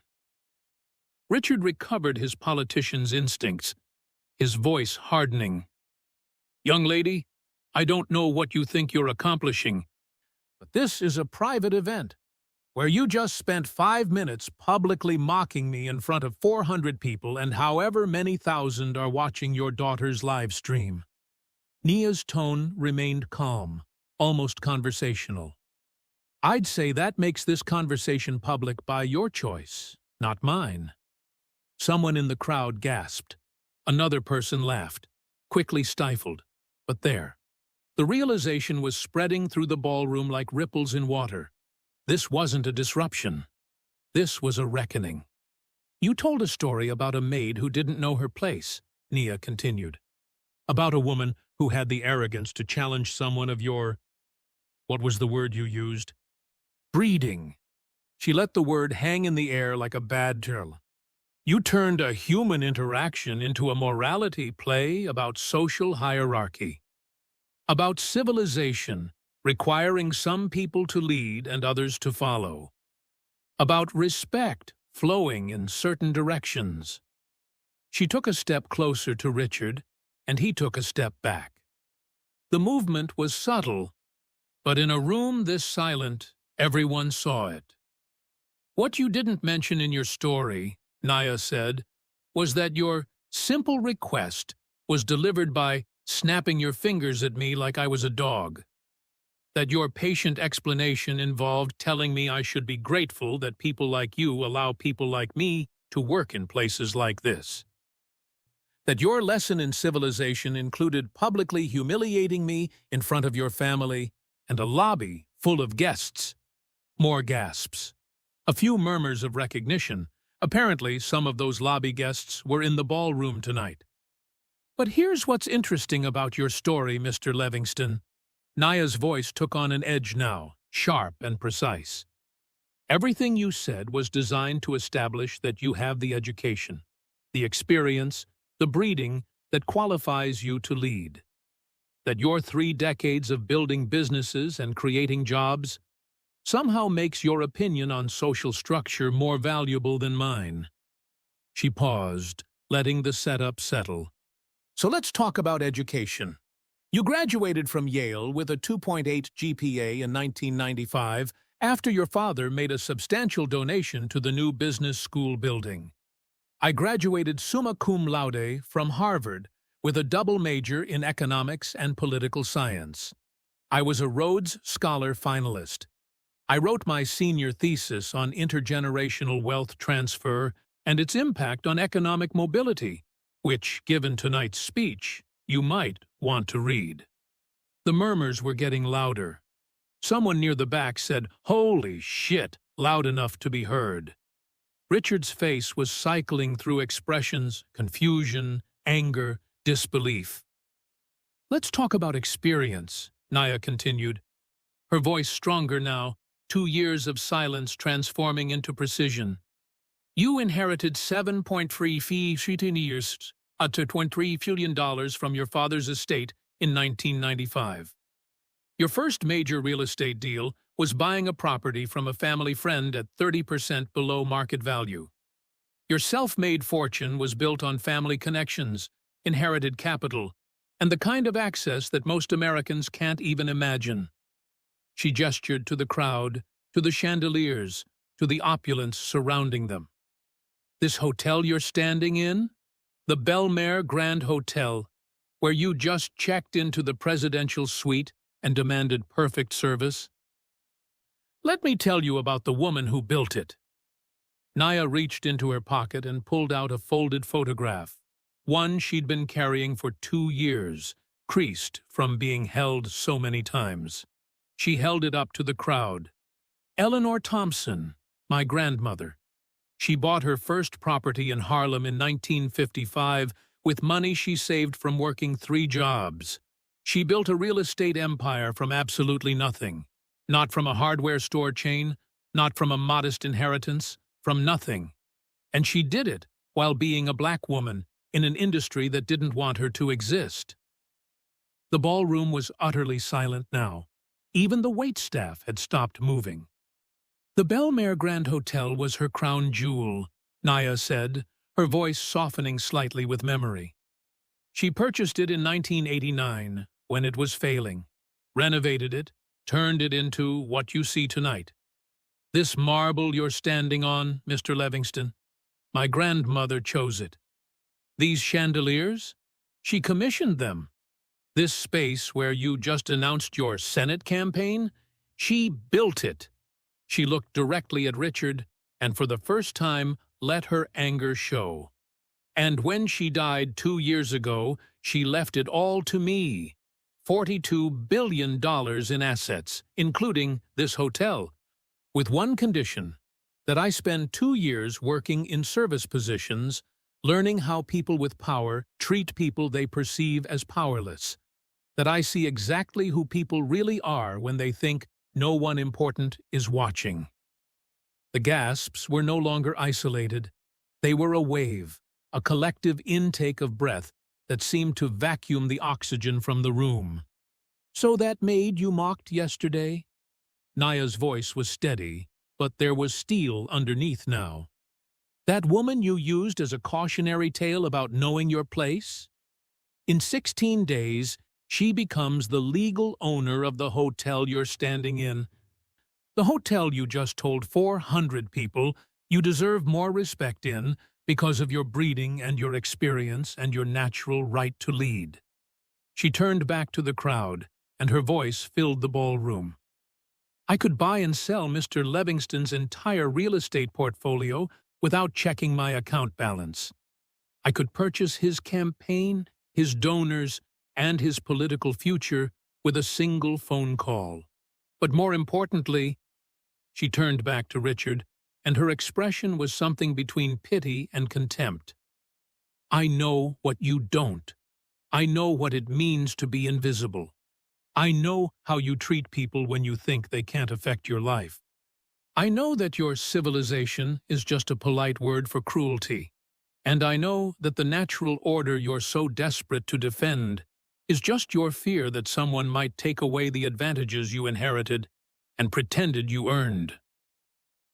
Richard's mouth was opening and closing, but no sound was coming out. His face had gone from red to white to a mottled purple that suggested his blood pressure was doing dangerous things. At the family table, Victoria had one hand over her mouth, her perfectly maintained composure shattered. Chloe's phone had lowered slightly, her face frozen in an expression that suggested she was calculating the damage to her influencer brand in real time. And Max was standing now, staring at Nia with something that looked like awe, like recognition, like a drowning person seeing a lifeline. "This maid," Nia said, her voice dropping back to conversational level but losing none of its power. "This woman you thought should be grateful for the opportunity to serve your comfort? She's spent 2 years learning that power reveals character. And your character, Mr. Levingston, is exactly what I thought it was." She pulled out one more item from her pocket, a business card, crisp and simple. "Nia Thompson Enterprises," she read. "Owner and CEO, Nia Thompson. Assets, $42.7 billion.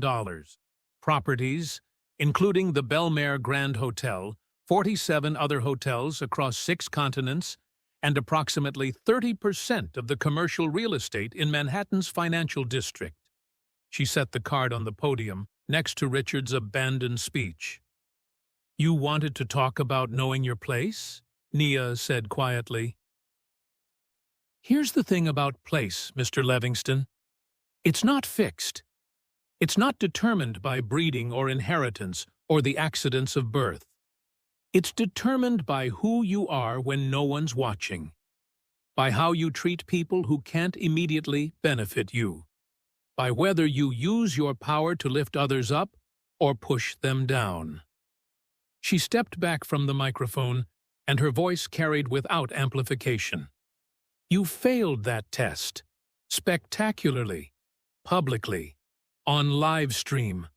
The ballroom erupted. It wasn't applause, it was chaos. Voices overlapping, people standing, chairs scraping against the floor. Journalists who'd been covering the gala as a society event suddenly realized they were sitting on a national story. Phones were out everywhere now, not just Chloe's. Flashes popped like artillery fire as photographers captured the moment. Chloe's live-stream chat was exploding. Nia could see it from here, thousands of comments streaming past faster than the eye could follow. The view count was climbing exponentially, 47,000, 89,000, 156,000. Richard stood at the podium like a statue, his political career collapsing in real time. Someone in the crowd shouted, "Is it true?" Another voice, "Richard, care to comment?" A third, "What about the Senate campaign?" Victoria had stood, was moving toward the stage with the desperate energy of someone trying to salvage a sinking ship. But there was no salvaging this. The water was already over their heads. Max pushed through the crowd, ignoring his mother's sharp command to stay put, and climbed the stage steps. He stopped a few feet from Nia, his eyes bright with something that might have been tears, or might have been fury, or might have been relief. "I knew it," he said, his voice barely audible over the chaos. "I knew you were—" He stopped, shook his head. "I'm sorry. For all of it. For him." "You're not responsible for his choices," Nia said quietly. "But I'm responsible for mine." Max glanced back at his father, still frozen at the podium. "And I choose not to be him." Security was finally moving toward the stage, but the event coordinator was waving them off, apparently recognizing that forcibly removing Nia would only make everything worse. The press was already here. The damage, if you could call truth damage, was already done. Nia turned to leave the stage, her part in this finished. But Richard's voice stopped her. It was smaller now, stripped of its earlier confidence.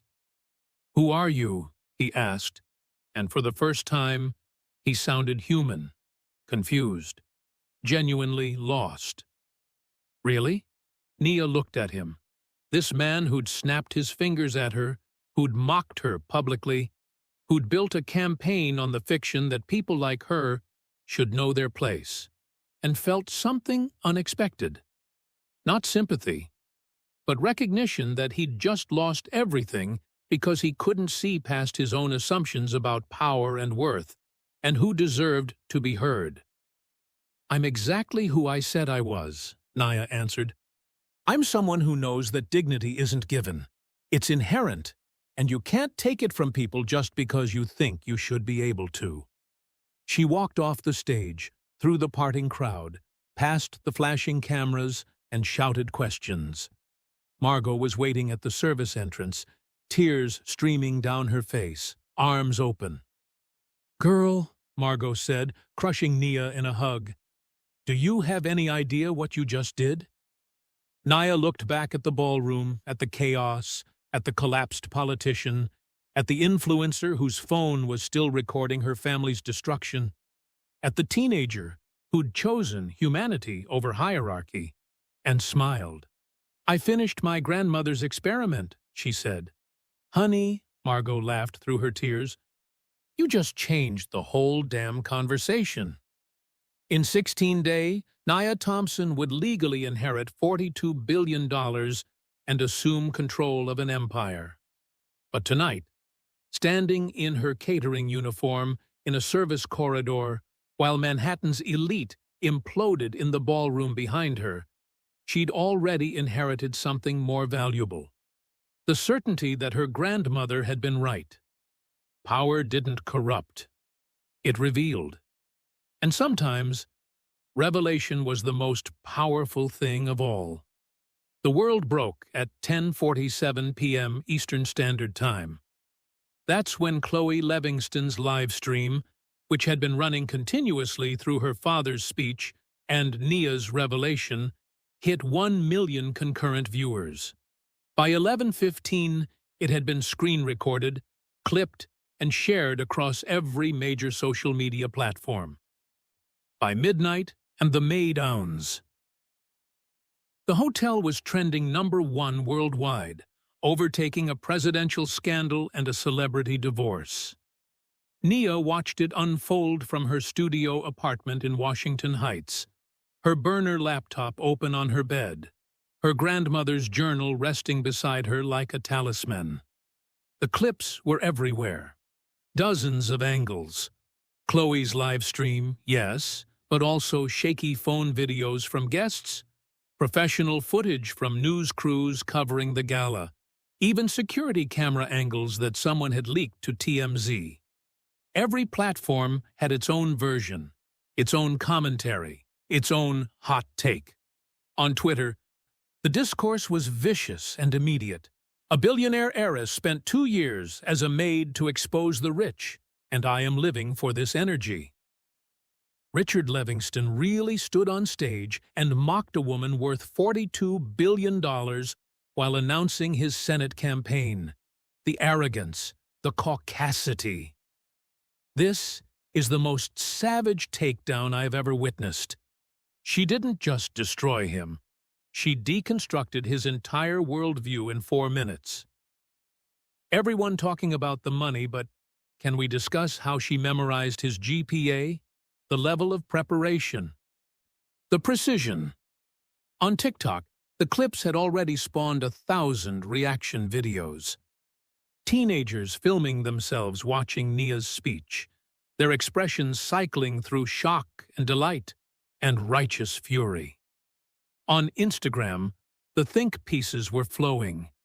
Influencers who'd never mentioned wealth inequality suddenly had opinions about class and power.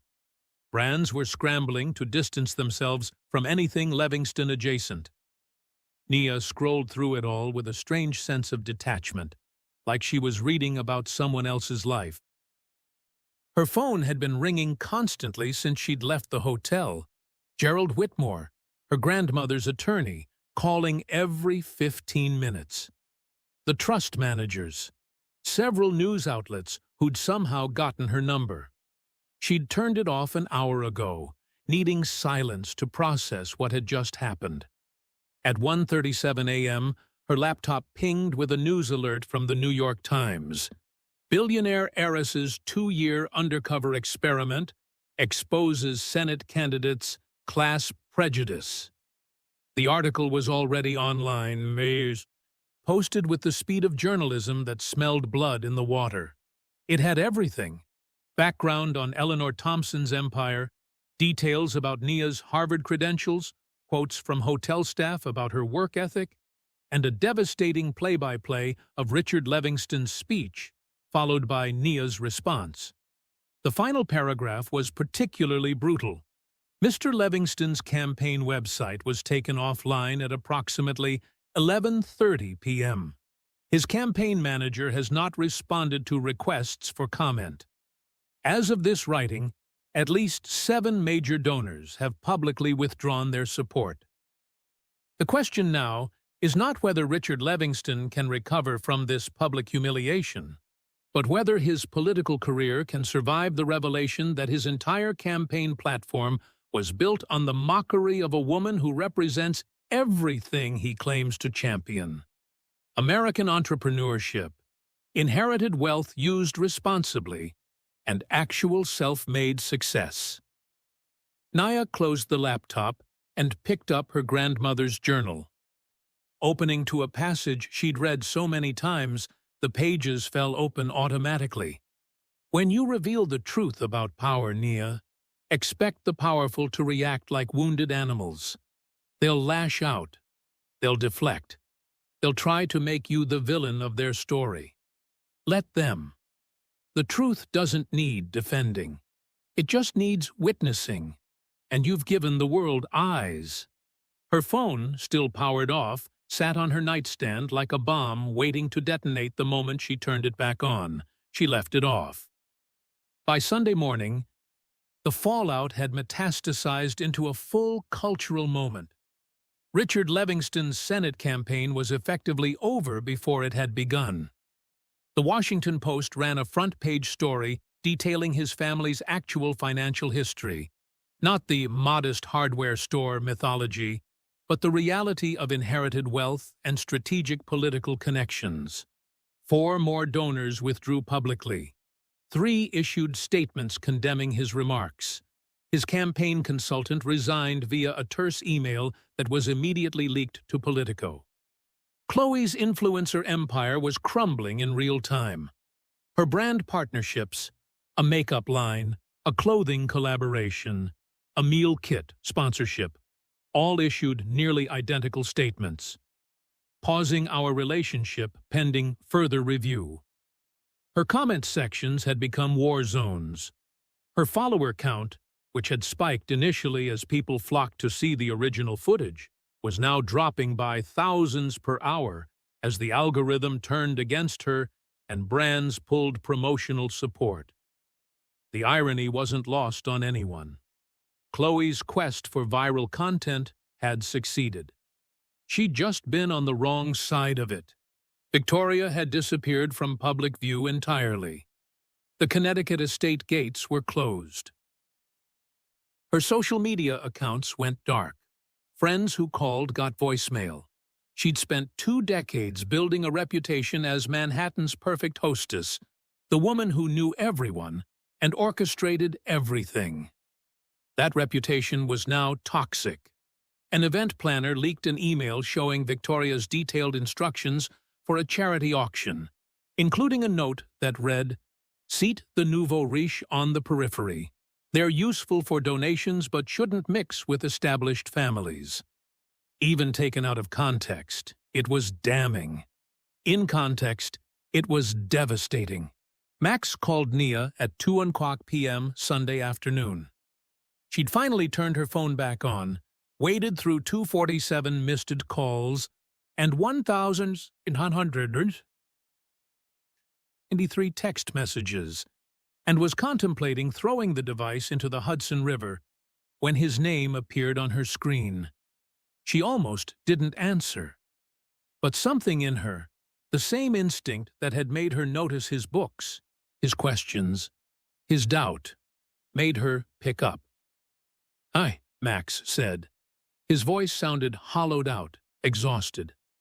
"I know you probably don't want to hear from any of us. I needed to talk to someone who isn't—" He stopped. "Can we meet, please?" "Max?" "Not as a Levingston, as someone who's trying to figure out what the hell just happened, and what it means, and whether I'm—" His voice cracked slightly. "I need to talk to someone who's not going to lie to me, and I think you're maybe the only person who won't." Nia closed her eyes, thought of her grandmother's words about dangerous allies, and made a decision. "There's a coffee shop on 181st and Broadway. Pequeño Café. Can you be there in an hour?" "Yes, thank you. Thank you." Max arrived early, hunched in a back corner booth, wearing a baseball cap and a hoodie that seemed designed for anonymity. It wasn't working. Even disguised, he carried the Levingston bone structure, the posture of old money trying unsuccessfully to slouch. Nia slid into the seat across from him, 2 coffees in hand. She'd chosen this place deliberately, a neighborhood spot where the other patrons were more concerned with their own lives than recognizing the teenage son of the man currently being destroyed across every media platform. "I saw what you're reading," Max said, gesturing to the paperback tucked under Nia's arm. A biography of Eleanor Roosevelt she'd grabbed as cover. "Is that research or distraction?" Nia admitted. "It's been a long 36 hours. I can't even imagine." Max wrapped both hands around his coffee like he needed the warmth. "Everyone's calling you. You know that, right? Every news network, every podcast, My phone won't stop. And it's not even my phone anymore. It's my mom's phone because mine got doxxed and people were sending me—" He trailed off. "It doesn't matter." "What were they sending you?" "Death threats, mostly. People saying I'm complicit, that I benefited from my father's cruelty, that I'm just as guilty." He looked up, and his eyes were red-rimmed. Are they right? The question hung between them, honest and painful. I don't know, Nia said carefully. Are they? I didn't know. About you, I mean. Not until yesterday, when I Googled you, and even then I didn't. Max shook his head. But that's not the same as innocent, is it? Because I've watched him my whole life. Watched him treat people like what you said. Like furniture. And I knew it was wrong, but I didn't do anything except feel bad about it. You defended me, in the lobby. I said one sentence in 17 years of watching and staying quiet, because it was easier than— His voice broke properly now. I'm so angry at him. I'm so angry at myself, and I don't know what to do with any of it. Nia took a sip of her coffee, giving herself time to find the right words. Around them, the cafe continued its normal Sunday rhythm. Students studying, couples talking, the espresso machine hissing punctuation into ordinary conversations. Can I tell you something my grandmother taught me? She said finally. Max nodded. She said that the opposite of cruelty isn't niceness. It's active resistance to cruelty. And that resistance doesn't have to be dramatic. It can be small, consistent, choosing differently, day after day, even when no one's watching. But people are watching now, Max said quietly. Everyone's watching. What I do next matters. What do you want to do next? The question seemed to catch him off guard. He stared into his coffee for a long moment. I want to go to Howard, he said finally. Not Yale, not Princeton, Howard. I want to study somewhere that doesn't assume I belong there because of my last name. I want to learn from people who've had to fight for everything they have. He looked up. Is that naive? Am I just being a guilty rich kid trying to perform redemption? Maybe, Nia said honestly. Or maybe you're genuinely trying to become someone different than who you were raised to be. I can't tell you which one is true. Only you can figure that out. How? By doing it. By making the choice every day, not just once. By understanding that your last name gave you advantages, but doesn't have to define your character. She leaned forward slightly. Max, I spent 2 years watching how power behaves. And here's what I learned. People don't change their nature, but they can change their choices. The question is whether you're brave enough to keep choosing differently when it's hard. Max was quiet for a long time, processing. Outside the window, New York continued its indifferent rhythm. Millions of people living lives that had nothing to do with viral videos or political scandals or teenage identity crises. What happens now? Max asked. To my father, to us, to everything. I don't know, Nia admitted. Your father will probably retreat, regroup, maybe try to rehabilitate his image eventually. Your mother will focus on damage control. Chloe will either learn from this or double down on victimhood. She paused. And you'll have to decide who you want to be when no one's forcing you to be a Levingston. And you? Nia smiled slightly. In 2 weeks, I officially inherit everything. And then I get to figure out what kind of power I want to be. You already know, Max said. You showed everyone last night. Last night was revelation. That's different from responsibility. She finished her coffee. The hard part isn't exposing cruelty. The hard part is building something better in its place. They sat in silence for a few more minutes, 2 people on opposite sides of an unbridgeable gap, trying to find common ground in the wreckage. Finally, Max stood. Thank you for treating me like a person instead of just a Levingston. Everyone deserves that, Nia said. That was kind of my whole point. He laughed, a short, surprised sound. Yeah, I guess it was. After he left, Nia sat alone in the booth for another hour, watching the world scroll past on her phone. The hashtag was still trending. The think pieces were still multiplying. Her inbox was still chaos. But somewhere in the noise, something else was emerging. Conversations about wealth inequality, about how service workers were treated, about inherited privilege and earned respect, and the difference between the two. Her grandmother had wanted her to see how power treated powerlessness. Nia had seen it, and now the world was seeing it too. She pulled out her phone and finally called Gerald Whitmore. "Nia?"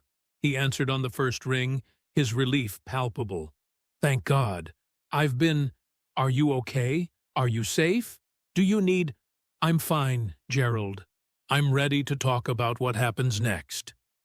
"Next?" He sounded stunned.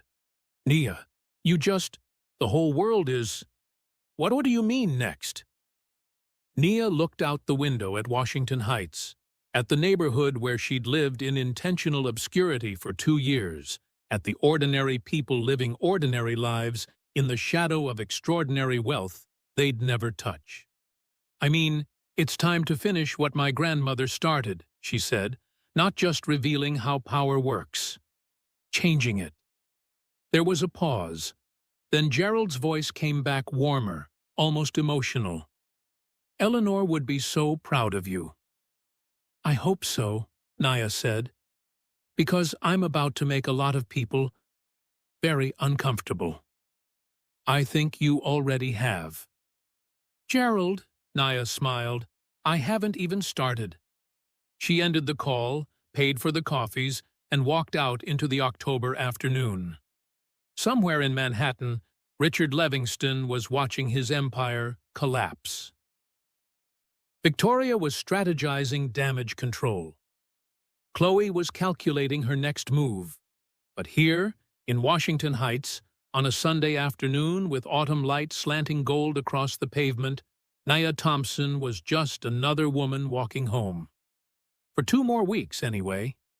And then the real work would begin. The paperwork that transferred $42 billion took exactly 4 hours and 17 minutes to complete. Nia sat in the conference room of Whitmore and Associates, surrounded by lawyers and trustees and financial advisors, signing document after document, while Gerald Whitmore narrated each one in his careful baritone.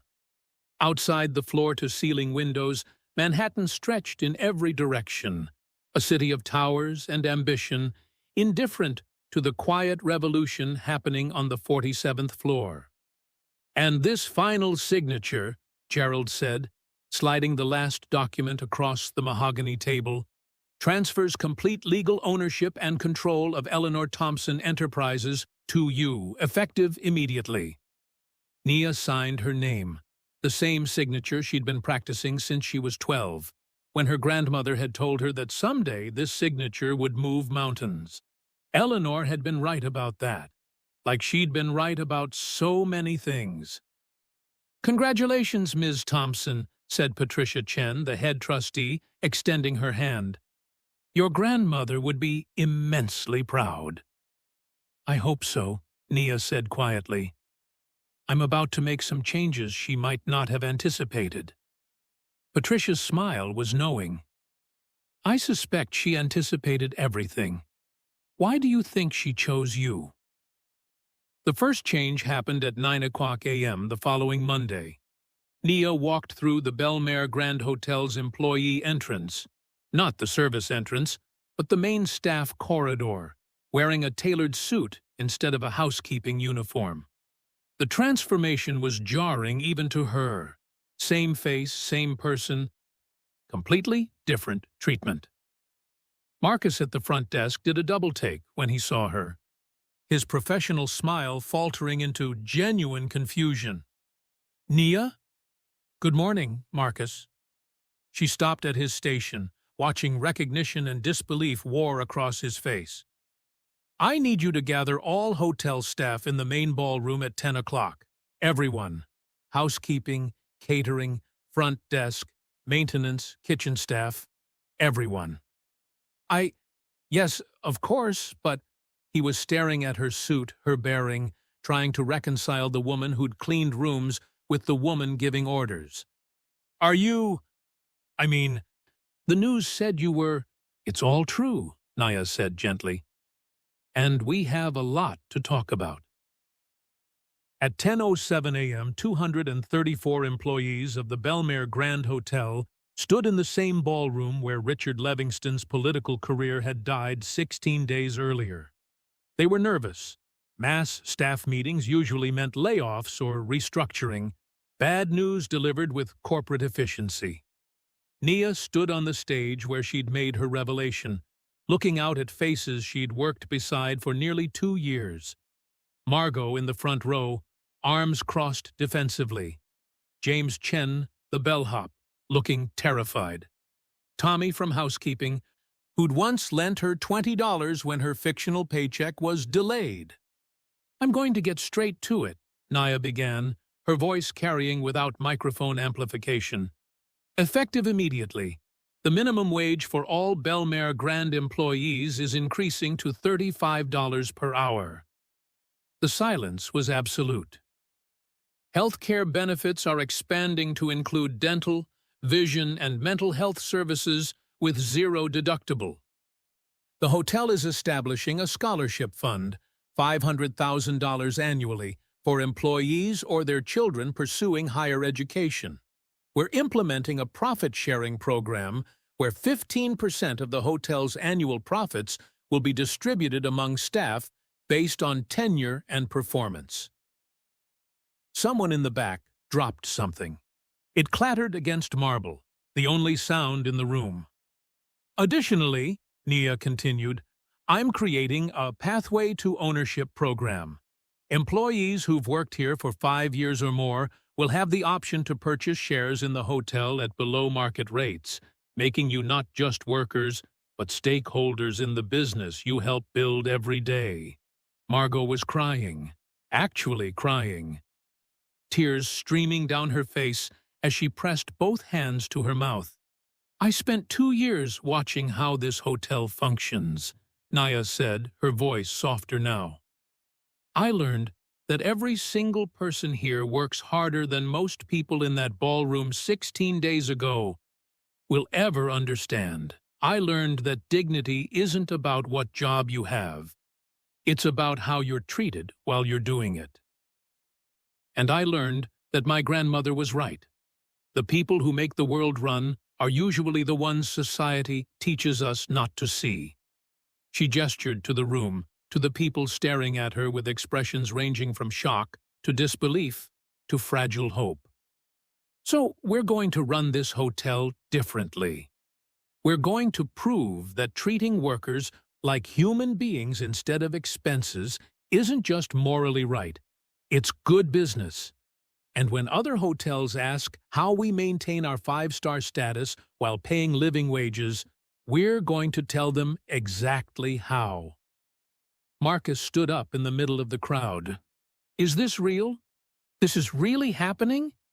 It's really happening, Nia said. You're not furniture. You never were. And it's time the industry remembered that.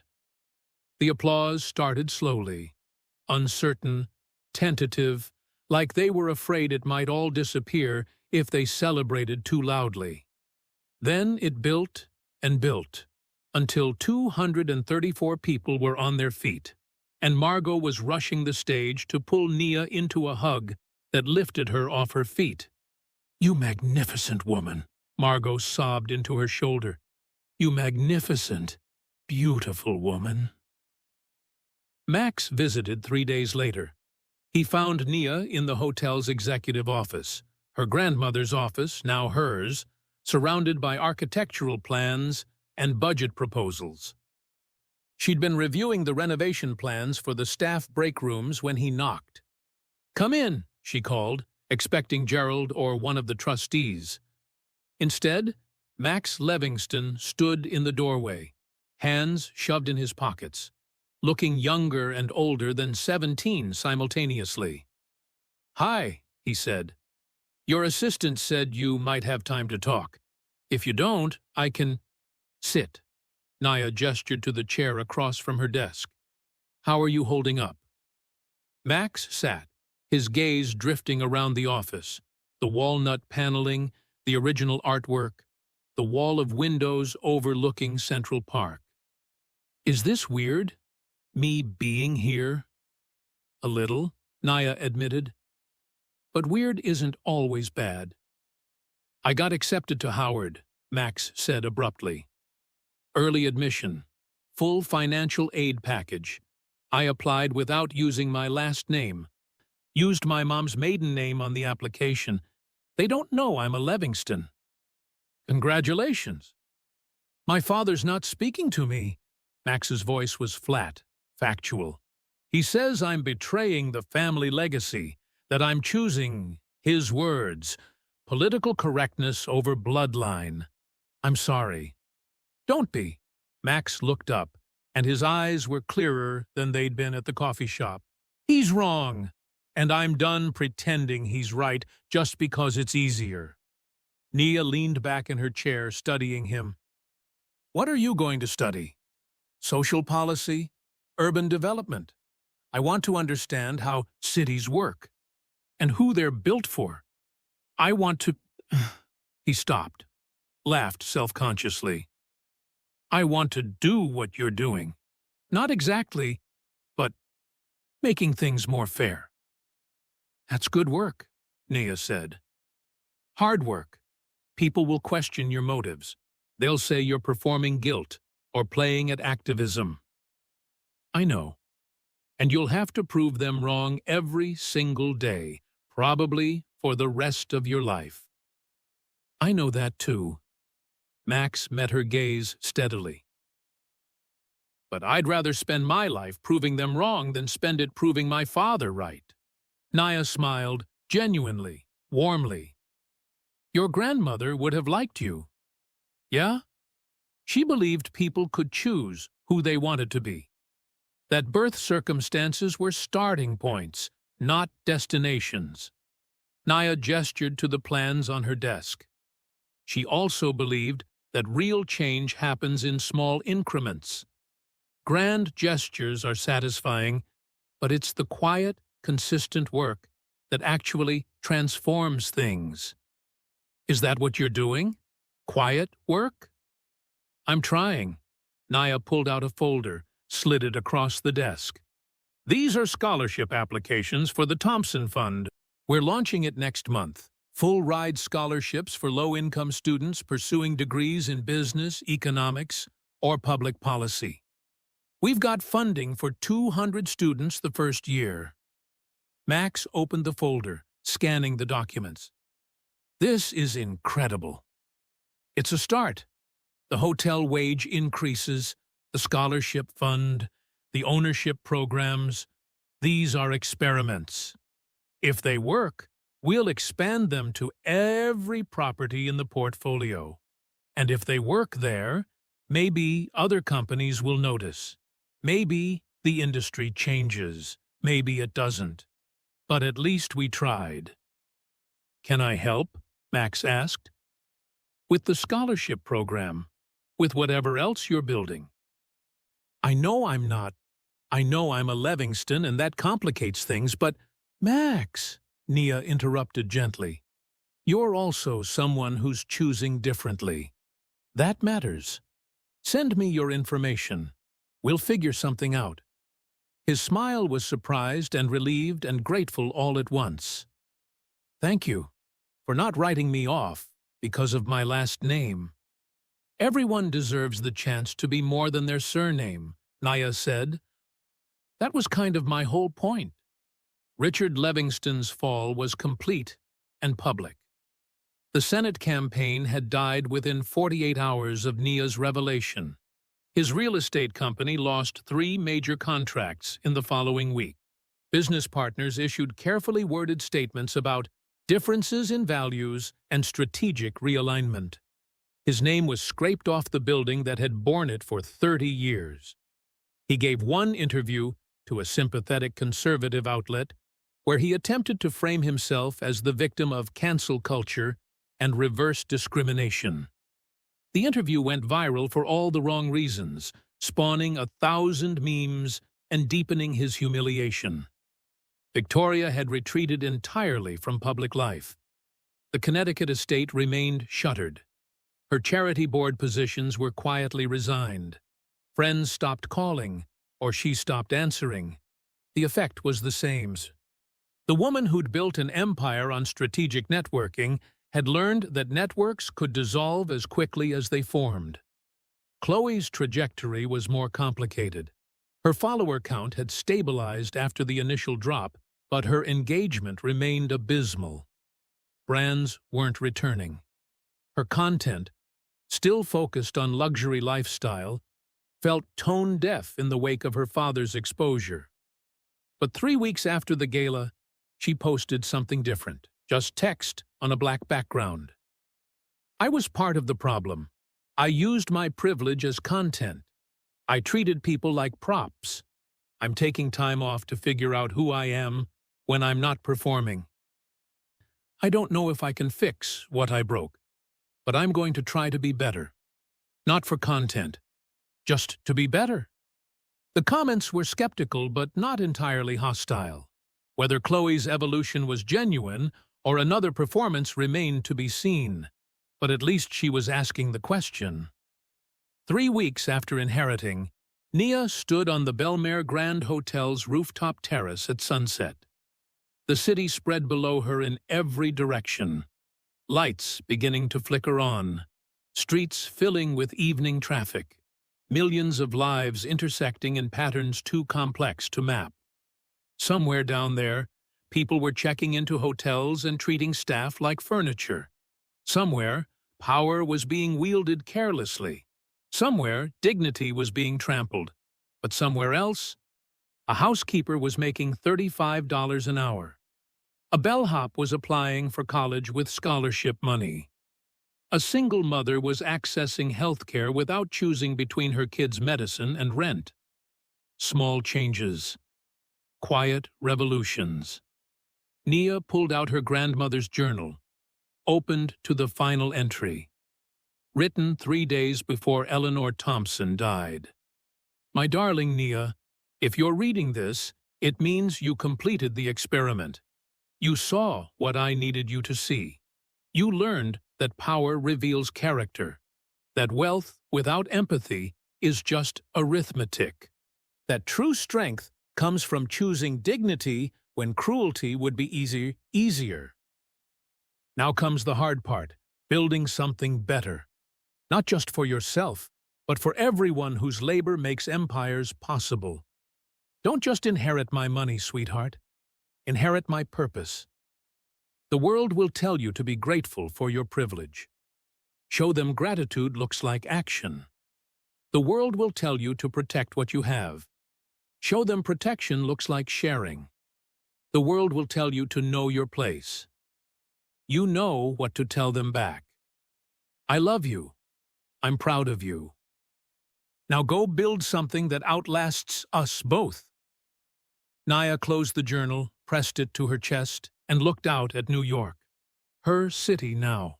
Her responsibility. Her inheritance that was so much more than money.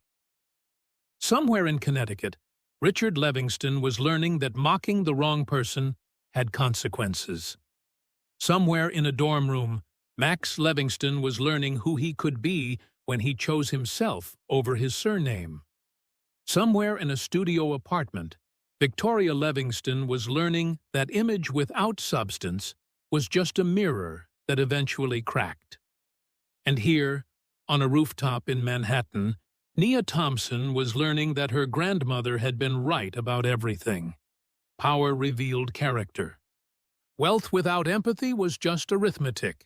And dignity wasn't about where you started, it was about who you chose to be when tested. The Levingston family had mocked a black hotel maid, certain of their superiority, secure in their power, comfortable in their cruelty. They'd mocked the wrong woman, and the world would never forget it.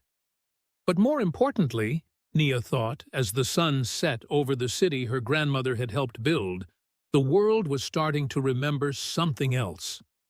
That the people society taught you not to see were often the ones most worth listening to. That true power wasn't about dominance, it was about responsibility.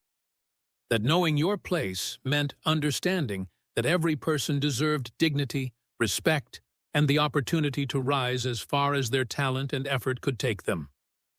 16 days had passed since Nia's grandmother's condition was fulfilled. The experiment was over. The real work was just beginning. And Nia Thompson, Harvard graduate, former hotel maid, heiress to $42 billion, guardian of her grandmother's legacy, was ready. She'd spent 2 years learning how power treated powerlessness. Now she'd spend the rest of her life teaching power how to do better. The city lights flickered on below and Nia smiled. Her grandmother would be proud.